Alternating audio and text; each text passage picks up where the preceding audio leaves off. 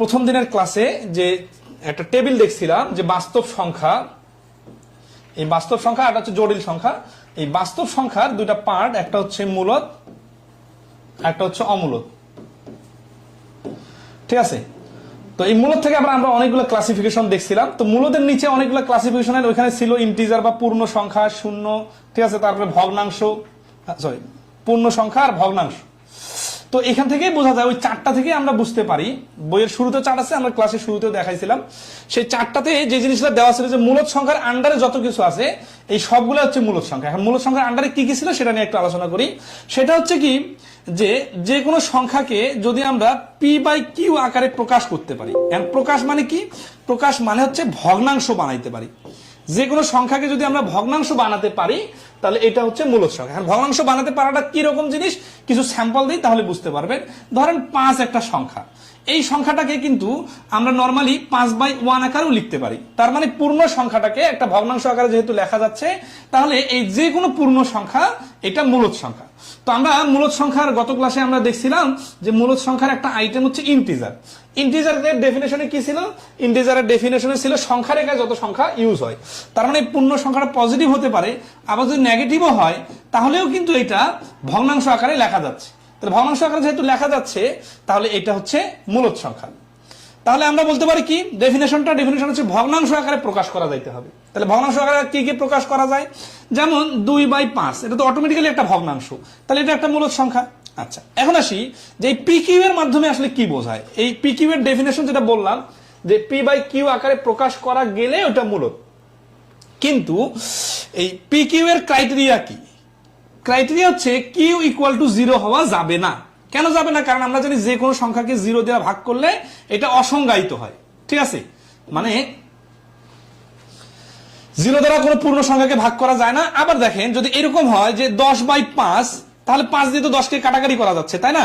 আচ্ছা, তাহলে বিষয়টা কিরকম হইতে পারে? ধরেন আছে যে 20/15, তাহলে এটাকে কাটাকাটি করে নিতে হবে। কাটাকাটি করে নিলে কি হচ্ছে? 4/3।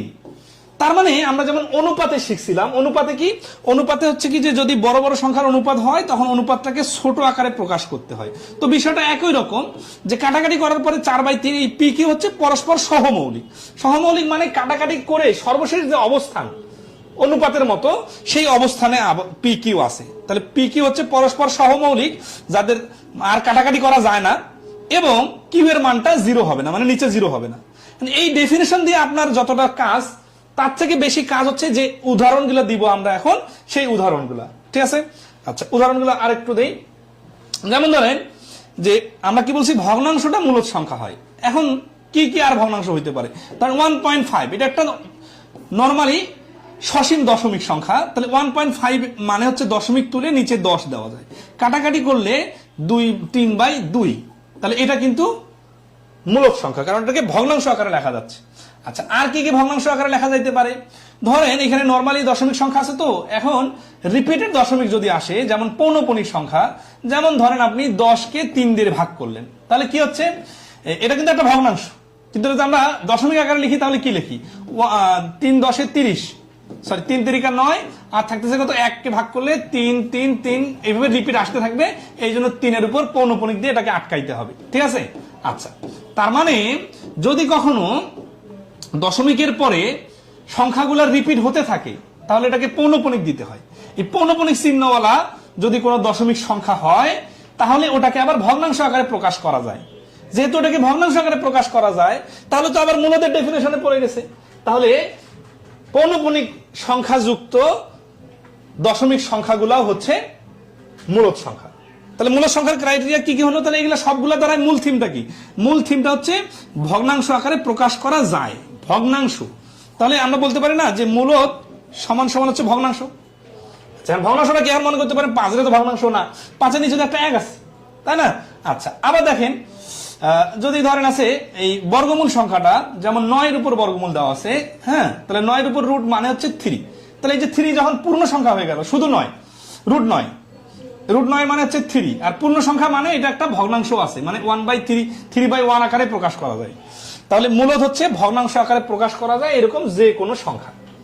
এখন এটার ক্রাইটেরিয়া গুলো আমার বিভিন্ন প্রশ্নের সমাধানের সাথে সাথে দেখবো, তাহলে মোটামুটি ক্লিয়ার হয়ে যাবে। ঠিক আছে, এখন এটার ভেতরে আরো অনেক ডিপে ঢোকা যায়, বাট আমাদের তো এত বেশি জেনে লাভ নাই, কারণ রুট টু কেন মূলদ সংখ্যা, এগুলো আসলে ম্যাথমেটিক্যাল অনেক টার্ম আছে, অনেক ভেতরের বিষয়, যেগুলো আমাদের আসলে স্পেসিফিক ওইভাবে জানার কোনো প্রয়োজন নাই। আচ্ছা, আমরা এখন ওই বাকি উদাহরণগুলো প্রশ্নের সাথে অ্যাডজাস্ট করে নিব। রুট টু সংখ্যাটি কি ধরনের সংখ্যা? আচ্ছা, এখন আসি রুট টু সংখ্যাটা মূলদ নাকি অমূলদ। তাহলে মূলদের বিষয়টা আমরা একটু শুনলাম। মূলদের ক্রাইটেরিয়া গুলোর মধ্যে আছে পূর্ণ সংখ্যা, ঠিক আছে, ভগ্নাংশ আকারে করা যায়, কিন্তু আমরা আরো একটু স্পেসিফিক দেখি। পূর্ণ সংখ্যা, আর একটা হচ্ছে কি দশমিক সংখ্যা, ঠিক আছে, দশমিক সংখ্যা তো দেখলাম আমরা। আর একটা দেখতে পারি, ধরেন আছে পৌনঃপুনিক সংখ্যা, ঠিক আছে।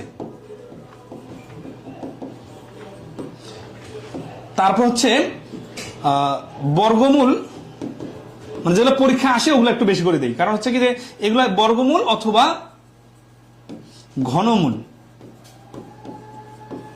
করলে পূর্ণ সংখ্যা আসে। এই উদাহরণগুলো পরীক্ষায় বেশি বেশি আসে, এগুলো হচ্ছে মূলদ সংখ্যা। আচ্ছা, এখানে আর কি লেখা আছে বইটা কই? আচ্ছা, সবাই কি বুঝতে পারছেন? এটা বর্গমূল সংখ্যা অথবা ঘনমূল করলে যদি পূর্ণ সংখ্যা হয়, এটা মানে কি দেখেন যে 64 এর উপর যদি আপনি রুট দেন, তাহলে এটা সমান সমান 8। এটা সমান সমান 8 কেন? এটা তো আমাদের বেসিক নলেজ থাকার কথা সবার। অথবা আমরা যদি সূচকের অধ্যায়টা একটু করি, যেমন যে 64 উপর রুট মানে যা 64 মানে হচ্ছে 8 এর উপর স্কোয়ার। তার মানে এই রুট মানে আমরা জানি কি পাওয়ারটা হাফ, তার মানে এটা গুণন হাফ, তাহলে 2 কেটে দিলে হচ্ছে 8।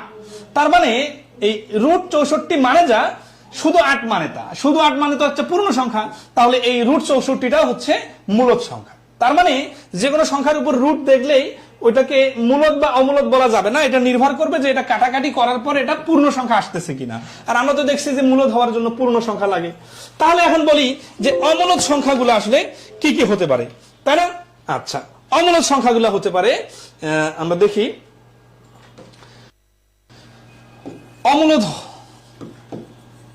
অমূলদ হচ্ছে যে পিকু আকারে প্রকাশ করা যায় না আকারে। এখন এই কথাগুলাই শুধু বললে হবে না, এটার বিস্তারিত আমরা দেখব। প্রকাশ করা যায় না, যেমন ধরেন যে আমরা যদি এই যে কোনো সংখ্যার উপর যদি পূর্ণ বর্গ সংখ্যা না হয়, পূর্ণ বর্গ সংখ্যা কি দেখেন, ধরেন আছে 9 একটা সংখ্যা, এই সংখ্যাটার উপর রুট দিলে 3 হয়, তাহলে যার বর্গমূল করলে পূর্ণ সংখ্যা আসে, সেই সংখ্যাটার উপর আবার বর্গ করলে যে 9 আসে, এটাকে বলে পূর্ণ বর্গ সংখ্যা। এটা কিন্তু পূর্ণ বর্গ সংখ্যা, অর্থাৎ যার বর্গমূল করলে পূর্ণ সংখ্যা আসে। তাহলে এই পূর্ণবর্গ সংখ্যাগুলার উপর যদি আমরা রুট দেই, তাহলে সংখ্যাটা পূর্ণ হয়ে যাবে, বর্গমূলটা। কিন্তু পূর্ণবর্গ সংখ্যা না হয়ে যদি অন্য কোনো সংখ্যার উপর বর্গমূল দেই, এটাকে কিন্তু পি কিউ আকারে প্রকাশ করা যায় না। কেন যায় না খেয়াল করেন, যে ধরেন পি কিউ এর মধ্যে পি এর মধ্যে পি এর একটা মান আছে, হ্যাঁ, কিউ এর একটা মান আছে, এটাকে প্রকাশ করলে কি হবে? ধরেন আছে এটা 101 কোটি যাই দেন, ঠিক আছে, আর এটা 5, 10, 50, 100 কোটি যাই দেন, হ্যাঁ, কিন্তু এটা দিয়ে এটাকে ভাগ করতে গেলে যেটা হবে, পূর্ণ সংখ্যা অথবা দশমিক আসবে একটা অ্যান্সার, তারপরে এইভাবে আসবে অনেক বড় হলো, কিন্তু একটা এন্ডিং আছে, মানে ফিনিশিং পয়েন্ট আছে।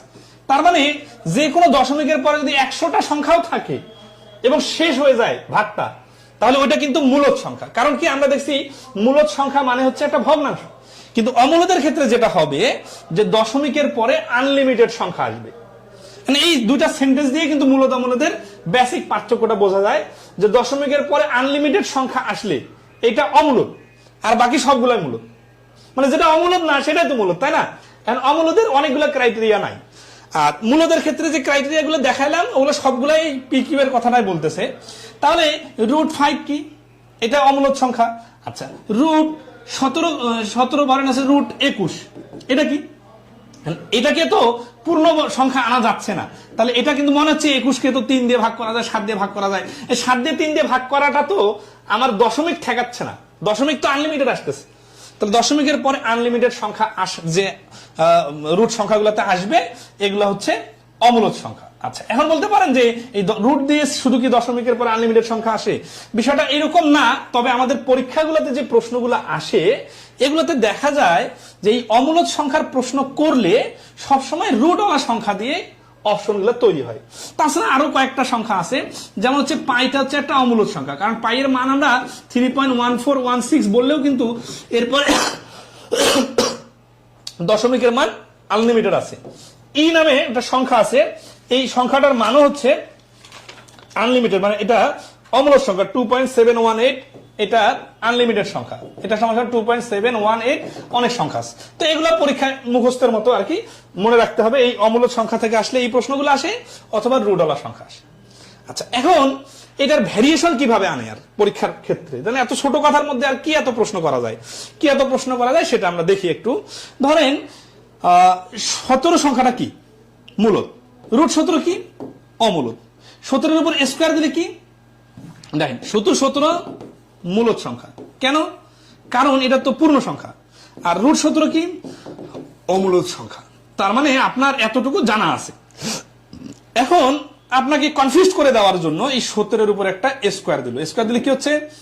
289, এর উপর রুট দেওয়া হলো, দিয়ে এটা কি সংখ্যা?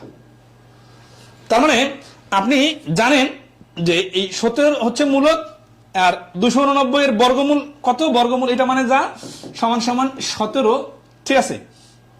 আবার দেখেন 17 এর উপর স্কোয়ার আর এই রুট তো আছে, তাহলে রুট আর স্কোয়ার কেটে দিলে 17, তাহলে এটা কি হলো? এটা কিন্তু এখন আর অমূলদ সংখ্যা না, তার মানে রুট দেখলে অমূলদ বলা যাবে না, দেখতে হবে যে ওই সংখ্যাটা পূর্ণবর্গ সংখ্যা কিনা।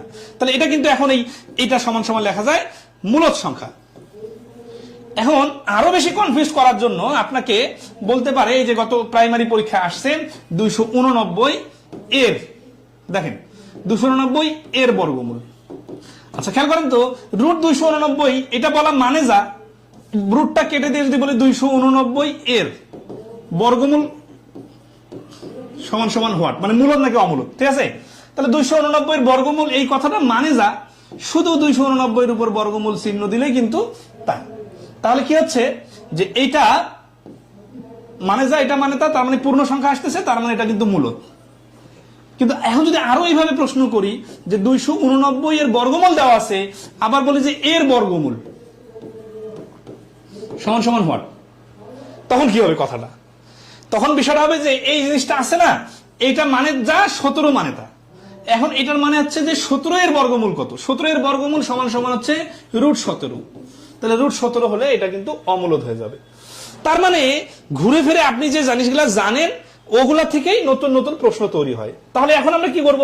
এখন আমরা এইরকম বেশ কিছু প্রশ্ন সমাধান করি যেগুলো বিগত সালে আসছে, তাহলে এখানে সব ধরনের ভেরিয়েশন কথা চলে আসবে, ঠিক আছে? ওকে, তাহলে এখন বলেন 54 কি সংখ্যা?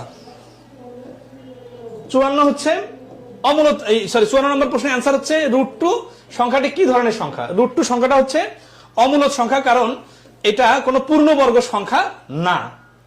আচ্ছা, তাহলে আমরা আসি নেক্সটে। যদি পি একটি মৌলিক সংখ্যা হয়, দেখেন পি একটি মৌলিক সংখ্যা হয়, এখন এখানে অনেকে মনে করতে পারে যে পি যেহেতু মৌলিক সংখ্যা তাহলে রুট পি কি? রুট পি অবশ্যই কি হবে? অমূলদ সংখ্যা হবে না, কারণ পি এর মান একটা ধরে নেই, পি সমান সমান যেহেতু মৌলিক সংখ্যা বলছে, তার মানে 3, 5, 2, ঠিক আছে, 17 এরকম যে কোনো সংখ্যা হইতে পারে। এখন এর উপর যদি বর্গমূল দেই তাহলে কি হবে? তাহলে হবে এটা অমূলদ সংখ্যা। আচ্ছা, এখন এইটুকু দেখে অনেকে মনে করতে পারে যদি পি একটি মৌলিক সংখ্যা না বলে যৌগিক সংখ্যা বলতো তাহলে মনে হয় অমূলদ না হয়ে মূলদ হয়ে যাইতো। তাই আমি কিন্তু ধরেন আছে যে প্রশ্ন করলে দেখা যাচ্ছে এটা আপনার শেখাইলাম কিন্তু এটা দিয়ে দিলাম, কারণ কি আপনি এটা পুরো অভ্যস্ত, এখানে কিন্তু কনফিউশন তৈরি হবে। তো কনফিউশন তৈরি হলে আপনি একটু মাথায় রাখবেন যে মৌলিক না হয়ে যৌগিকের উপর রুট দিলে এটা কিন্তু মূলদ, এটা অমূলদ। তার মানে যৌগিকের উপর রুট দিলে কি মূলদ না? বিষয়টা মূলদের ডেফিনেশনে কি বলা হয়েছিল? বলা হয়েছিল যে পূর্ণ সংখ্যা হইতে হবে। তার মানে এই রুট আপনি যে দিবেন, যার উপরে রুট দিবেন সেই সংখ্যাটা পূর্ণ বর্গ সংখ্যা হইতে হবে।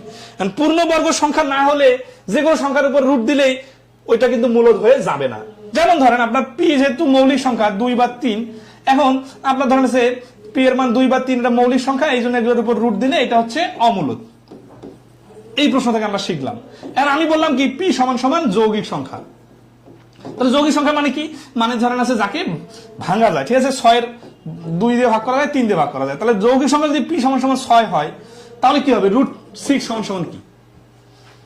তারপরও কিন্তু অমূলদ। এই জিনিসটাতে কিন্তু অনেকের মানে 2 2 যোগ করলে 4 হবে, এখন 2 2 যোগ করলে 4 হবে না, সরি এখানে কি উদাহরণ দিতে চাইলাম, হ্যাঁ 2 2 যোগ করলে 4 হবে কনফার্ম, ঠিক আছে। তাহলে 2 2 যোগ করলে 5 হবে না, তার মানে 6ও হবে না 7ও হবে না, মানে একটা না হলে যে আরেকটা অ্যান্সার হবে, বিষয়টা এরকম না। মৌলিক দিলে যে অমূলদ হয়, তাহলে যৌগিক দিলে মূলদ হবে, এটা বলা যাবে না। কি বলতে হবে, যদি এই পি এর মানটা সমান সমান পূর্ণবর্গ হয়, পূর্ণবর্গ সংখ্যা হয়, পূর্ণবর্গ সংখ্যা মানে কি, এখানে 6 না দিয়ে যদি 36 দিত, তখন আমরা বলতে পারি এটা হচ্ছে মূলদ সংখ্যা। যৌগিক দিলেও কিন্তু অমূলদে থাকতো, যেহেতু আমরা যৌগিক সংখ্যাটা জানি না এটার মান কোনটা, ঠিক আছে। এই বিষয়গুলো কেয়ারফুল থাকবেন, এটা ভুল হতে পারে কিন্তু, হ্যাঁ দেখা যাচ্ছে অনেকে একটা পড়ার পরে মনে মনে আরেকটা এক্সপেরিমেন্ট করে নেয়, ওটা করা যাবে না। আচ্ছা 56 নম্বর দেখেন, এই যে এখন আমরা দেখবো যে আমাদের যেহেতু বই থেকে আমরা ক্লাসগুলো নিতেছি, এই জন্য যে সুবিধাটা, প্রত্যেকটা প্রশ্নের রেফারেন্স গুলো আপনারা দেখবেন, এবং মানে অনেক ক্ষেত্রে যেটা হয় কি, ধরেন আছে আমি যদি বোর্ড বই থেকে প্রশ্ন নেই, অথবা ধরেন আছে যে বিদেশি বই থেকে বা ইউটিউব থেকে বা বিভিন্ন ফেসবুক থেকে বা বিভিন্ন জনের বানানো প্রশ্ন যদি দেই, তাহলে যেটা হয় যে দেখা যাচ্ছে ওইরকম প্রশ্ন জবের পরীক্ষা আসে না। তো এই মূলত অমূলদের উপর ভিত্তি করে তো হাজার হাজার প্রশ্ন আসে বা বানানো যায়, কিন্তু আপনাদের কি সবগুলো দরকার? কোনগুলো দরকার? যেগুলো অ্যাজ ইউজুয়াল আসে। তো আমাদের বইয়ের ভিতরে যে জিনিসগুলো আছে দেখবেন, আপনারা সবগুলো রেফারেন্স দেখলেও বুঝবেন, বা রিসেন্ট প্রশ্নগুলো দেখলেও বুঝবেন যে যেগুলো অ্যাজ ইউজুয়াল আসে ওগুলোকে আমরা সুন্দর করে ডেকোরেট করছি। তার মানে এগুলাই আমাদের শেখা দরকার, তাই না? তার মানে অপ্রয়োজনীয় জিনিস পাবেন না। √7 সংখ্যাটি কি, তাই এটা কয়েকটা পরীক্ষায় হুবহু আসছে, ঠিক আছে। তাহলে √7 যেহেতু 7 একটা মৌলিক সংখ্যা, অথবা 7 কোন পূর্ণবর্গ সংখ্যা না, এই জন্য এটা কিন্তু, আচ্ছা দেখেন এখানে কিন্তু মৌলিক সংখ্যা দিচ্ছে। এখন অনেকে মনে করতে পারেন √7 তো মৌলিক সংখ্যা, ঠিক আছে, 7 সমান সমান মৌলিক সংখ্যা। এই যে এই কনফিউশন গুলা কিন্তু একটু আগে দেখাই দিলাম যে 7 মৌলিক সংখ্যা, ঠিক আছে, বাট এখানে তো শুধু 7 দেওয়া নাই, √7। তার মানে কি, তাহলে এটা মৌলিক ঠিক আছে, বাট রুট দেওয়ার কারণে এই মৌলিকটা বলা যাবে না। তাহলে শুধু যদি 7 দিত তখন বলা যেত। তাহলে মূলদ অমূলদ কোনটি নয়। আচ্ছা এখন আমরা জানি মূলদ হতে গেলে পূর্ণ সংখ্যা হওয়া লাগবে। তাহলে খেয়াল করেন তো, শুধু মৌলিক সংখ্যা মানে যা, ওইটাই তো মূলদ সংখ্যা মানে তা, কারণ 11 একটা মৌলিক সংখ্যা, আবার এটা কিন্তু মূলদ সংখ্যাও, তাই না? তাহলে যেটা মৌলিক সংখ্যা হতে পারে ওটা তো মূলদ সংখ্যা হতে পারে, যেহেতু এটা √7 রুট আছে, তাহলে এটা অমূলদ সংখ্যা। আচ্ছা তার মানে বলতেছিলাম কি, যে এরকম কনফিউশন তৈরি হলে পরের অপশনগুলো দিয়ে ক্রস চেকিং করে নিতে হবে, না হলে দেখা যাবে যে তাড়াহুড়া করে ভুল অ্যান্সার দাগানোর পরে অনেকে আছে তারপরে আবার সঠিকটা দাগায়, ওটা কিন্তু ওএমআর মেশিন কিন্তু ভুলে ধরে নাই, ঠিক আছে। এই জন্য ভুল করার আগে কেয়ারফুল থাকতে হবে। নিচের কোনটি অমূলদ সংখ্যা? আচ্ছা দেখেন এগুলো কিন্তু পরীক্ষা আসছে 21 সালে। তো 5.5 আমরা কি দেখছিলাম, মূলদ সংখ্যার ক্রাইটেরিয়াতে ভগ্নাংশ আকারে প্রকাশ করা যায় সসীম দশমিক হলে, মানে দশমিকের পরে লিমিটেড সংখ্যা হলে। 5.5 মানে যা, নিচে 10 দিয়ে দশমিক তুলে দেওয়া যায়, 5 11 55, 5 2 10, মানে এটা মানে 11/2। এই ভগ্নাংশ বানাইতে হবে বিষয়টা এরকম না, আমরা দেখেও তো বুঝতেছি যে দশমিকের পর আনলিমিটেড সংখ্যা নাই, লিমিটেড সংখ্যা, তাহলে এটা হচ্ছে মূলদ সংখ্যা, আমাদের বাইর করতে হবে অমূলদ। তাহলে √3 এটা দেখেও তো বুঝতেছি যে এটাই তো অমূলদ আমাদের অ্যান্সার, ঠিক আছে, তাহলে এটা অ্যান্সার। আচ্ছা এটা ভগ্নাংশ তো সাজানোই আছে, তাহলে আমরা যে বেসিকটা শিখলাম ওই বেসিকটার ভিত্তি করে কিন্তু এই প্রশ্নগুলো সমাধান করা সম্ভব, ঠিক আছে। আচ্ছা তাহলে আমরা দেখি তারপরে প্রশ্নগুলো 58 মূলদ সংখ্যাটি হলো, দেখেন এইখানে আসি, ওই যে একটা কথা বলছিলাম না যে পূর্ণবর্গ সংখ্যার উপর রুট দিলে অথবা কিউব রুট দিলে, আচ্ছা এইরকম প্রশ্ন দিয়ে আপনাদের কনফিউশন তৈরি করতে পারে। তাহলে এখানে আমরা দেখবেন যে মূলদ মানে কি, মূলদ মানে ভগ্নাংশ আকারে প্রকাশ করা যায়। তাহলে দেখেন এখানে সবগুলোর উপর রুট আছে। এখন কোন রুটটা ডিলিট করা যাচ্ছে না খেয়াল করেন, আর কোন রুটটা ডিলিট করা যাচ্ছে? এই 12 আছে না, 12-র উপর যে রুট আছে, রুট মানে তো এটাকে 3 আর 4 12 এইভাবে প্রকাশ করা যায়, তাই না? তাহলে আবার হচ্ছে যে এই 4-এর উপর রুট, আবার 3-এর উপর রুট, আবার এই 4-এর উপর রুট মানে 2, কিন্তু এই √3 থেকে যাচ্ছে, তার মানে এই রুটটাকে ভিনিশ করা যাচ্ছে না। তাহলে এখান থেকে একটা নতুন জিনিস শিখলাম যে রুটকে যদি ডিলিট করা না যায় তাহলে এটা হচ্ছে অমূলদ সংখ্যা। সেই একই ক্রাইটেরিয়াতে আবার বলতে পারি যে একটা অমূলদ সংখ্যা, ধরেন √3 অমূলদ না, এই অমূলদের সঙ্গে যদি একটা পূর্ণ সংখ্যা গুণ হয় তারপরেও এটা অমূলদ থেকে যায়, তার মানে কিছু জিনিস নিজে নিজে বুঝে নিতে হবে। আচ্ছা, তাহলে 18 কেও এইভাবে ডিলিট করা যাচ্ছে না, 27 কেও যাচ্ছে না, কিন্তু এই যে কিউব রুট 8 আছে না, এটা মানে কি? এটা মানে হচ্ছে এই যে কিউব রুট 8 সমান সমান কিউব রুট 8টাকে 2 কিউব আকারে প্রকাশ করা যায়। তাহলে 2 কিউব আকারে যদি প্রকাশ করা যায় তাহলে 2 কিউব, আর এটা মানে হচ্ছে 1/3 পাওয়ার আকারে। তাহলে 3 বাদ দিলে এটা হচ্ছে 2। দেখেন এখানে কিন্তু কিউব রুটটা ডিলিট হয়ে গেল। তাহলে যদি কিউব তাহলে শুধু রুট অথবা কিউব রুট অথবা 4 এর উপর পাওয়ার দিয়ে রুট, তাহলে এইগুলো যদি ডিলিট করা যায় তাহলে কি হবে? তাহলে ওটা পূর্ণ সংখ্যা হয়ে যাবে, আর পূর্ণ সংখ্যা হয়ে গেলে তো এটা মূলদ সংখ্যা। তাহলে এই প্রশ্নের অ্যান্সার হচ্ছে ক। আর এইগুলোর কথা কেন বলতেছি? এইগুলোর ব্যাখ্যাগুলো থেকে আমরা নতুন কিছু পয়েন্ট শিখবো। সেই পয়েন্টগুলো কি? পয়েন্টগুলো হচ্ছে যে এখান থেকে যে পয়েন্টটা দেখালাম, এই একইভাবে 27, এখানে যদি কিউব রুট দিত তাহলে কি হতো? 3 এর উপর কিউব মানে হচ্ছে 27। তাহলে 27 কে কি করলে 3 হবে? 27 কে এই রুট দিলে 3 হবে না, কিন্তু কিউব রুট দিতে হবে। তার মানে এখানে যদি কিউব রুট 27 দিত তাহলে কিন্তু অ্যান্সার ক হইতো, আবার ঘ হইতো, কারণ এইরকম অপশনে পরবর্তী অন্যান্য প্রশ্নে আসে। ঠিক আছে, তাহলে এগুলো একটু দেখে নিতে হবে। আচ্ছা, তাহলে মোটামুটি আসি কোনটি মূলদ সংখ্যা এখানে বলছে। তাহলে অনেকে আছে প্রশ্নের অ্যান্সারও জানে, ব্যাখ্যাও জানে, কিন্তু সমস্যা হচ্ছে কি যে অপশন দেখে কনফিউজ হয়ে যায়। আবার 2-3টা অপশন টেস্ট করার পরে মানে মনে মনে ভাবছে একটা, কিন্তু চাইছে আরেকটা।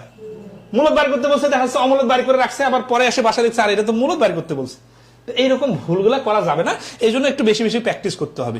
এটাকে রুটটা ডিলিট করা যাচ্ছে না, ডিলিট করা না গেলে এটা হচ্ছে অমূলদ সংখ্যা। আমাদের বাড়ি করতে বলছে মূলদ, তাহলে এটা আমাদের বাদ।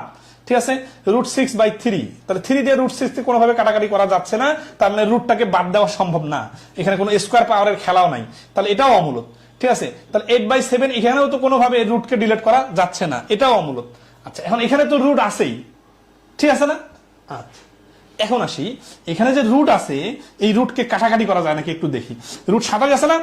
আচ্ছা, রুট সংখ্যা যে 27 দেওয়া আছে, বড় সংখ্যার নিচে যদি রুট থাকে তাহলে ওইখান থেকে পূর্ণবর্গ সংখ্যাগুলোকে আলাদা করে নিতে হয়। কিরকম? ধরেন এই যে 27 আছে আর এখানে আছে রুট 48, তাই না? তাহলে এখান থেকে আমরা কি করবো? এই 27 মানে হচ্ছে 3 লং 27, এইটার উপর রুট। আর এই 48 মানে কিন্তু অনেক কিছু মিলে 48 হয়, 4-12 48 হয়, 3-16 48 হয়। এখন আমরা কিভাবে কোনটা করবো? কনফিউশন তৈরি হয়ে যাচ্ছে। 24 48 হয়। আমরা এই 48 থেকে কিছু একটা সংখ্যাকে রুটের বাইরে নিয়ে আসার চেষ্টা করবো। রুটের বাইরে নিয়ে আসার চেষ্টা করবো কোনটাকে? যেগুলাকে নিয়ে আসলে আমার উপরের সংখ্যার সাথে ম্যাচিং হবে, তাহলে কাটাকাটি করা যাবে। তাহলে যেহেতু আমরা এখানে 9 আর 3 পাইছি, 9 এর উপর রুট মানে এটা 3, পূর্ণ সংখ্যাটা বাইরে চলে আসবে। তাহলে 48কে আমরা এমন ভাবে ভাঙবো যাতে বাইরে নিয়ে আসতে পারি। তাহলে 48 মানে কি? 3 এর উপর যদি এখানে আমরা 48 কাটাকাটি করতেছি, হচ্ছে না। ঠিক আছে, তাহলে আমরা কি করতে পারি? 3-16 48, 3 গুণন 16, ঠিক আছে, রুট 3 থেকে যাবে। তাহলে এখান থেকে আমরা পাইলাম কি 3√3, আর নিচে পাইলাম 4√3।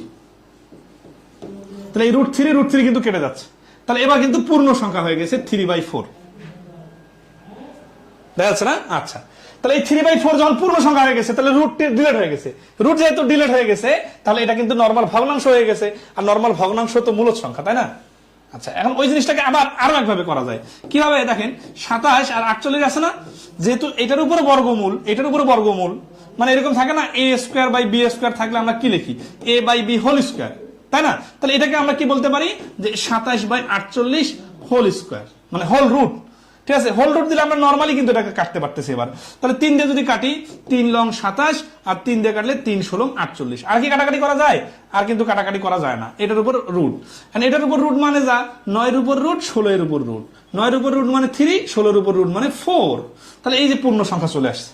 তার মানে আমরা আগে ভেঙে নিয়ে কাটাকাটি করতে পারি, আবার শুরুতে কাটাকাটি করে ভাঙতে পারি, যেভাবে খুশি করবেন। বাট মূল টার্গেটটা হচ্ছে রুট ডিলিট করা যাচ্ছে কিনা। যেহেতু রুট ডিলিট করা যাচ্ছে, তাহলে এই প্রশ্নটার অ্যান্সার হচ্ছে এটা হচ্ছে মূলদ, আর বাকিগুলো হচ্ছে অমূলদ। সবাই কি ধরতে পারছেন কিনা কমেন্টে একটু জানাবেন। ঠিক আছে, এরপরে আপনাদের তাহলে একটা করতে দেই। আচ্ছা, তাহলে কি হচ্ছে? তাহলে এখান থেকে একটা জিনিস শিখলাম যে আমরা রুট দেখেই অমূলদ মনে করব না। যদি কাটাকাটি করা যায়, কাটাকাটি করে নিব, তারপরে শেষে অবস্থাটা কি দাঁড়ায় সেটা দেখব, তারপরে আমরা অ্যান্সার দিব। তাহলে কাটাকাটি করা গেলে কাটাকাটি করার পরে অ্যান্সার দিতে হবে। এই বিষয়গুলো এই প্রশ্নের ভেরিয়েশন। আচ্ছা, তাহলে আসি 60 নম্বর প্রশ্নটা। দেখেন তো যে এখানে কি বলছে, নিচের কোনটি অমূলদ সংখ্যা? 40তম বিসিএস এর প্রিলিতে আসছে। ঠিক আছে, 40 নম্বর প্রশ্ন বলেন এটা অ্যান্সার কি? আচ্ছা, পৌনপুণিক আছে 0.4 এর উপর পৌনপুণিক, তাহলে এটা কিন্তু ভগ্নাংশ আকারে প্রকাশ করা যায়।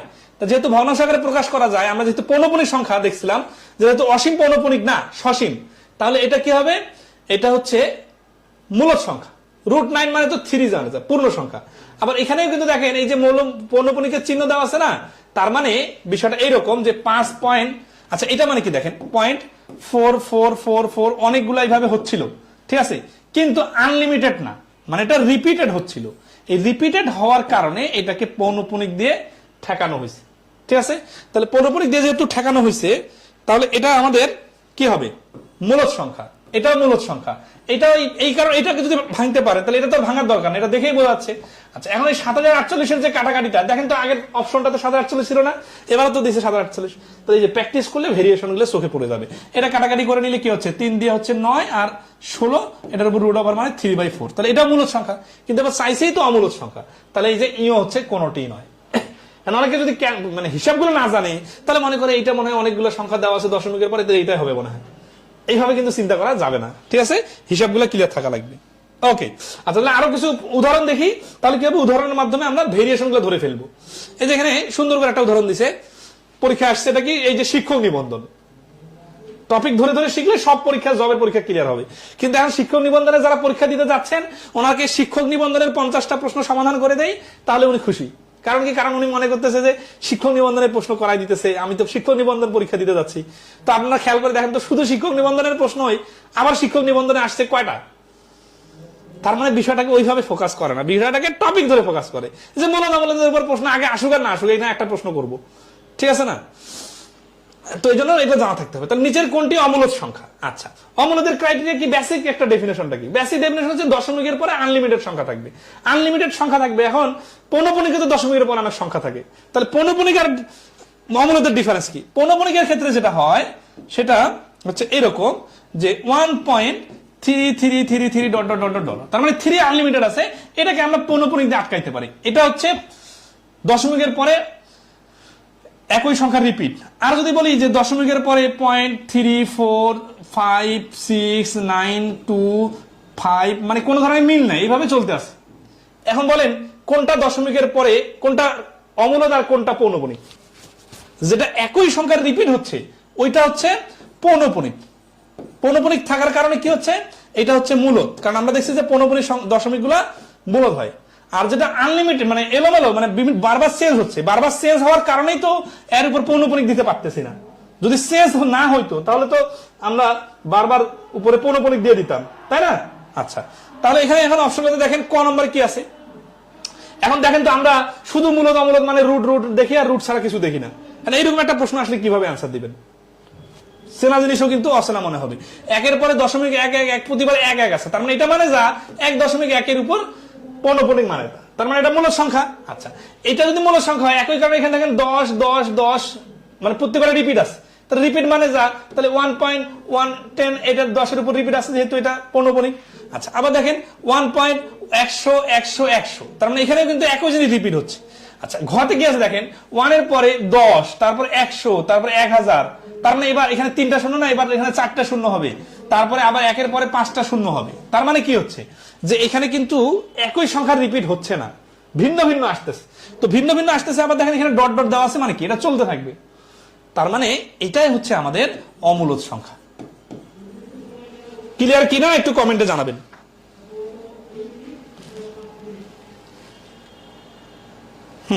বই দেখে অ্যান্সার দিতেছে না অনেকে কমেন্টে, না? এতগুলো সাপেক্ষে আমাদের অ্যান্সার দিতে হবে, ঠিক আছে? এটা সরকারি মাধ্যমিক শিক্ষক নিয়োগ 2019 আসছে। বলছে কি যে দুটি ভিন্ন ভিন্ন অমূলদ সংখ্যার গুণফল অমূলদ সংখ্যা, এটা একটা বক্তব্য। তো দুটা ভিন্ন অমূলদ সংখ্যা মানে কি? √3 গুণন √2 অথবা √3 গুণন √3। এই √3 কিন্তু নেওয়া যাবে না, কারণ এটা তো ভিন্ন হলো না, তাই না? তাহলে এখানে 6 নিতে হবে বা অন্য কিছু নিতে হবে। ধরেন আছে √5, এটা অমূলদ, এটা অমূলদ। আচ্ছা, এখন ধরেন √3 গুণন, এখানে তো আমি এইভাবে নিতে পারি √12, তাই না? আচ্ছা, তার মানে আমাদের দুইটা তো মৌলিক সংখ্যার উপর রুট হতে হবে এরকম না। তার মানে এইটা হচ্ছে প্রথম ক্রাইটেরিয়া। এটার গুণফল সমান সমান কি? তারপরে কি বলছে? 0 একটি মূলদ সংখ্যা, ঠিক আছে? তারপর 3 নম্বরে বলছে কি যে সকল পূর্ণ সংখ্যা পূর্ণবর্গ সংখ্যা নয়, যে সকল পূর্ণবর্গ সংখ্যা নয়, তার মানে কি এই যে 36 এটা কিন্তু পূর্ণবর্গ সংখ্যা, তাহলে 35 এটা পূর্ণবর্গ সংখ্যা না, এটা পূর্ণ সংখ্যা কিন্তু পূর্ণবর্গ সংখ্যা না, সেগুলোর বর্গমূল অমূলদ। এই তিনটা হচ্ছে বক্তব্য। এখন বলছে উপরের তথ্যের ভিত্তিতে কোনটি সঠিক? 1 2 1 3 2 3 এবং 1 2 3 কোনটা সঠিক দেখেন। ক্লিয়ার হতে পারতেছেন? আচ্ছা দেখেন এখানে একটু ভেরিয়েশন দিছি, কারণ কি দেখেন যে √3 √2 তাহলে হচ্ছে √6, এটা কি এটার গুণফলটা কিন্তু অমূলদে থেকে যাচ্ছে, তাহলে দুইটি ভিন্ন অমূলদ সংখ্যার গুণফল অমূলদ সংখ্যা। ওকে, কিন্তু আবার দেখেন √3 √5 এখানে √15 এটাও অমূলদ থেকে যাচ্ছে, বাট এখানে দেখেন তো √3 আর √12 এটাও অমূলদ এটাও অমূলদ, তাহলে 3 12 কিন্তু দেখেন এটা সমান সমান কি এটার রুট আছে এটার রুট আছে, তাহলে হোল রুট উঠাই দেওয়া যায়। 3 আর 12 গুণ করলে কত হয়? এই দেখেন 3 12 তার মানে 36 এর রুট মানে কিন্তু 6। তার মানে প্রথম যে বক্তব্যটা দিল এই বক্তব্যটা কিন্তু আংশিক সত্য, পুরা সত্য না। কথাটা বোঝা গেছে? এখন আপনি যদি শুধু এতটুকু করে ক্যালকুলেশন করে বলেন যে না এটা তো অমূলদে হচ্ছে, তাহলে তো অমূলদ এটা সঠিক, তাহলে কিন্তু ভুল হবে। ঠিক আছে? আচ্ছা, এরপরে এটা গেল 0 একটি মূলদ সংখ্যা। ওই যে একটা কথা বলছিলাম না ইন্টিজার যে পূর্ণ সংখ্যা, এই পূর্ণ সংখ্যা মানে যে একটা কথা বললাম না যে সংখ্যা রেখায় ব্যবহৃত সংখ্যাগুলা ইন্টিজার হয়, আর ইন্টিজার হচ্ছে মূলদ সংখ্যার একটা ক্রাইটেরিয়া। দেখেন মূলদ সংখ্যার নিচে কি হয়? মূলদ সংখ্যার নিচে হয় ইন্টিজার বা পূর্ণ সংখ্যা, আর এক পাশে হয় ভগ্নাংশ। তাহলে ইন্টিজারের মধ্যে আবার পজিটিভ ইন্টিজার, নেগেটিভ ইন্টিজার আর হচ্ছে 0, মানে সংখ্যা রেখার সংখ্যাগুলা। তাহলে ওই আচ্ছা শুরুতে ছকটা আমি একটু দেখা দিতে পারতাম, যাক শেষের দিকে দেখা দিব না, যে একটা ছক আছে না সংখ্যার ডেফিনেশনের, সেইখানে কিন্তু দেখা যাচ্ছে যে মূলদের আন্ডারে হচ্ছে পূর্ণ সংখ্যা, সেই পূর্ণ সংখ্যার আন্ডারে পজিটিভ নেগেটিভের মাঝখানে হচ্ছে 0, তাহলে 0 তো অবশ্যই একটা মূলদ সংখ্যা। আচ্ছা এখন বলতে পারেন যে মূলদ সংখ্যার যে ডেফিনেশন আছে ভগ্নাংশ আকারে, খেয়াল করেন 0 মানে কি যে কোনো কিছু 0 নিচে যে কোনো কিছু দিলে ইকুয়াল টু 0 হয়। 0 সমান সমান 5, 0/5 সমান সমান 0, তার মানে 0 কে কিন্তু ভগ্নাংশ আকারে প্রকাশ করা যায়। তাহলে ভগ্নাংশ আকারে প্রকাশ করা যায় মানে তো এটা মূলদ সংখ্যা। আচ্ছা 3 নম্বর ক্রাইটেরিয়া কি? যে সকল পূর্ণ সংখ্যা পূর্ণবর্গ সংখ্যা নয়, তার মানে 36 পূর্ণবর্গ এটা না, পূর্ণবর্গ নয় এই 35, সেগুলোর বর্গমূল অমূলদ। তাহলে এটার বর্গমূল তো অমূলদ, এটা তো আমরা শুরুতেই শিখছিলাম। পূর্ণবর্গ সংখ্যার বর্গমূলগুলা মূলদ আর যেগুলো নয় সেগুলো অমূলদ। তাহলে এখানে 1 নম্বর বক্তব্যটা সঠিক না, 2 নম্বরটা সঠিক আর 3 নম্বরটা সঠিক। তাহলে এই গ হচ্ছে এই প্রশ্নের অ্যান্সার 2 এবং 3। সবাই ক্লিয়ার? আচ্ছা ওকে, তাহলে আমরা পরবর্তী প্রশ্ন দেখব। ঠিক আছে,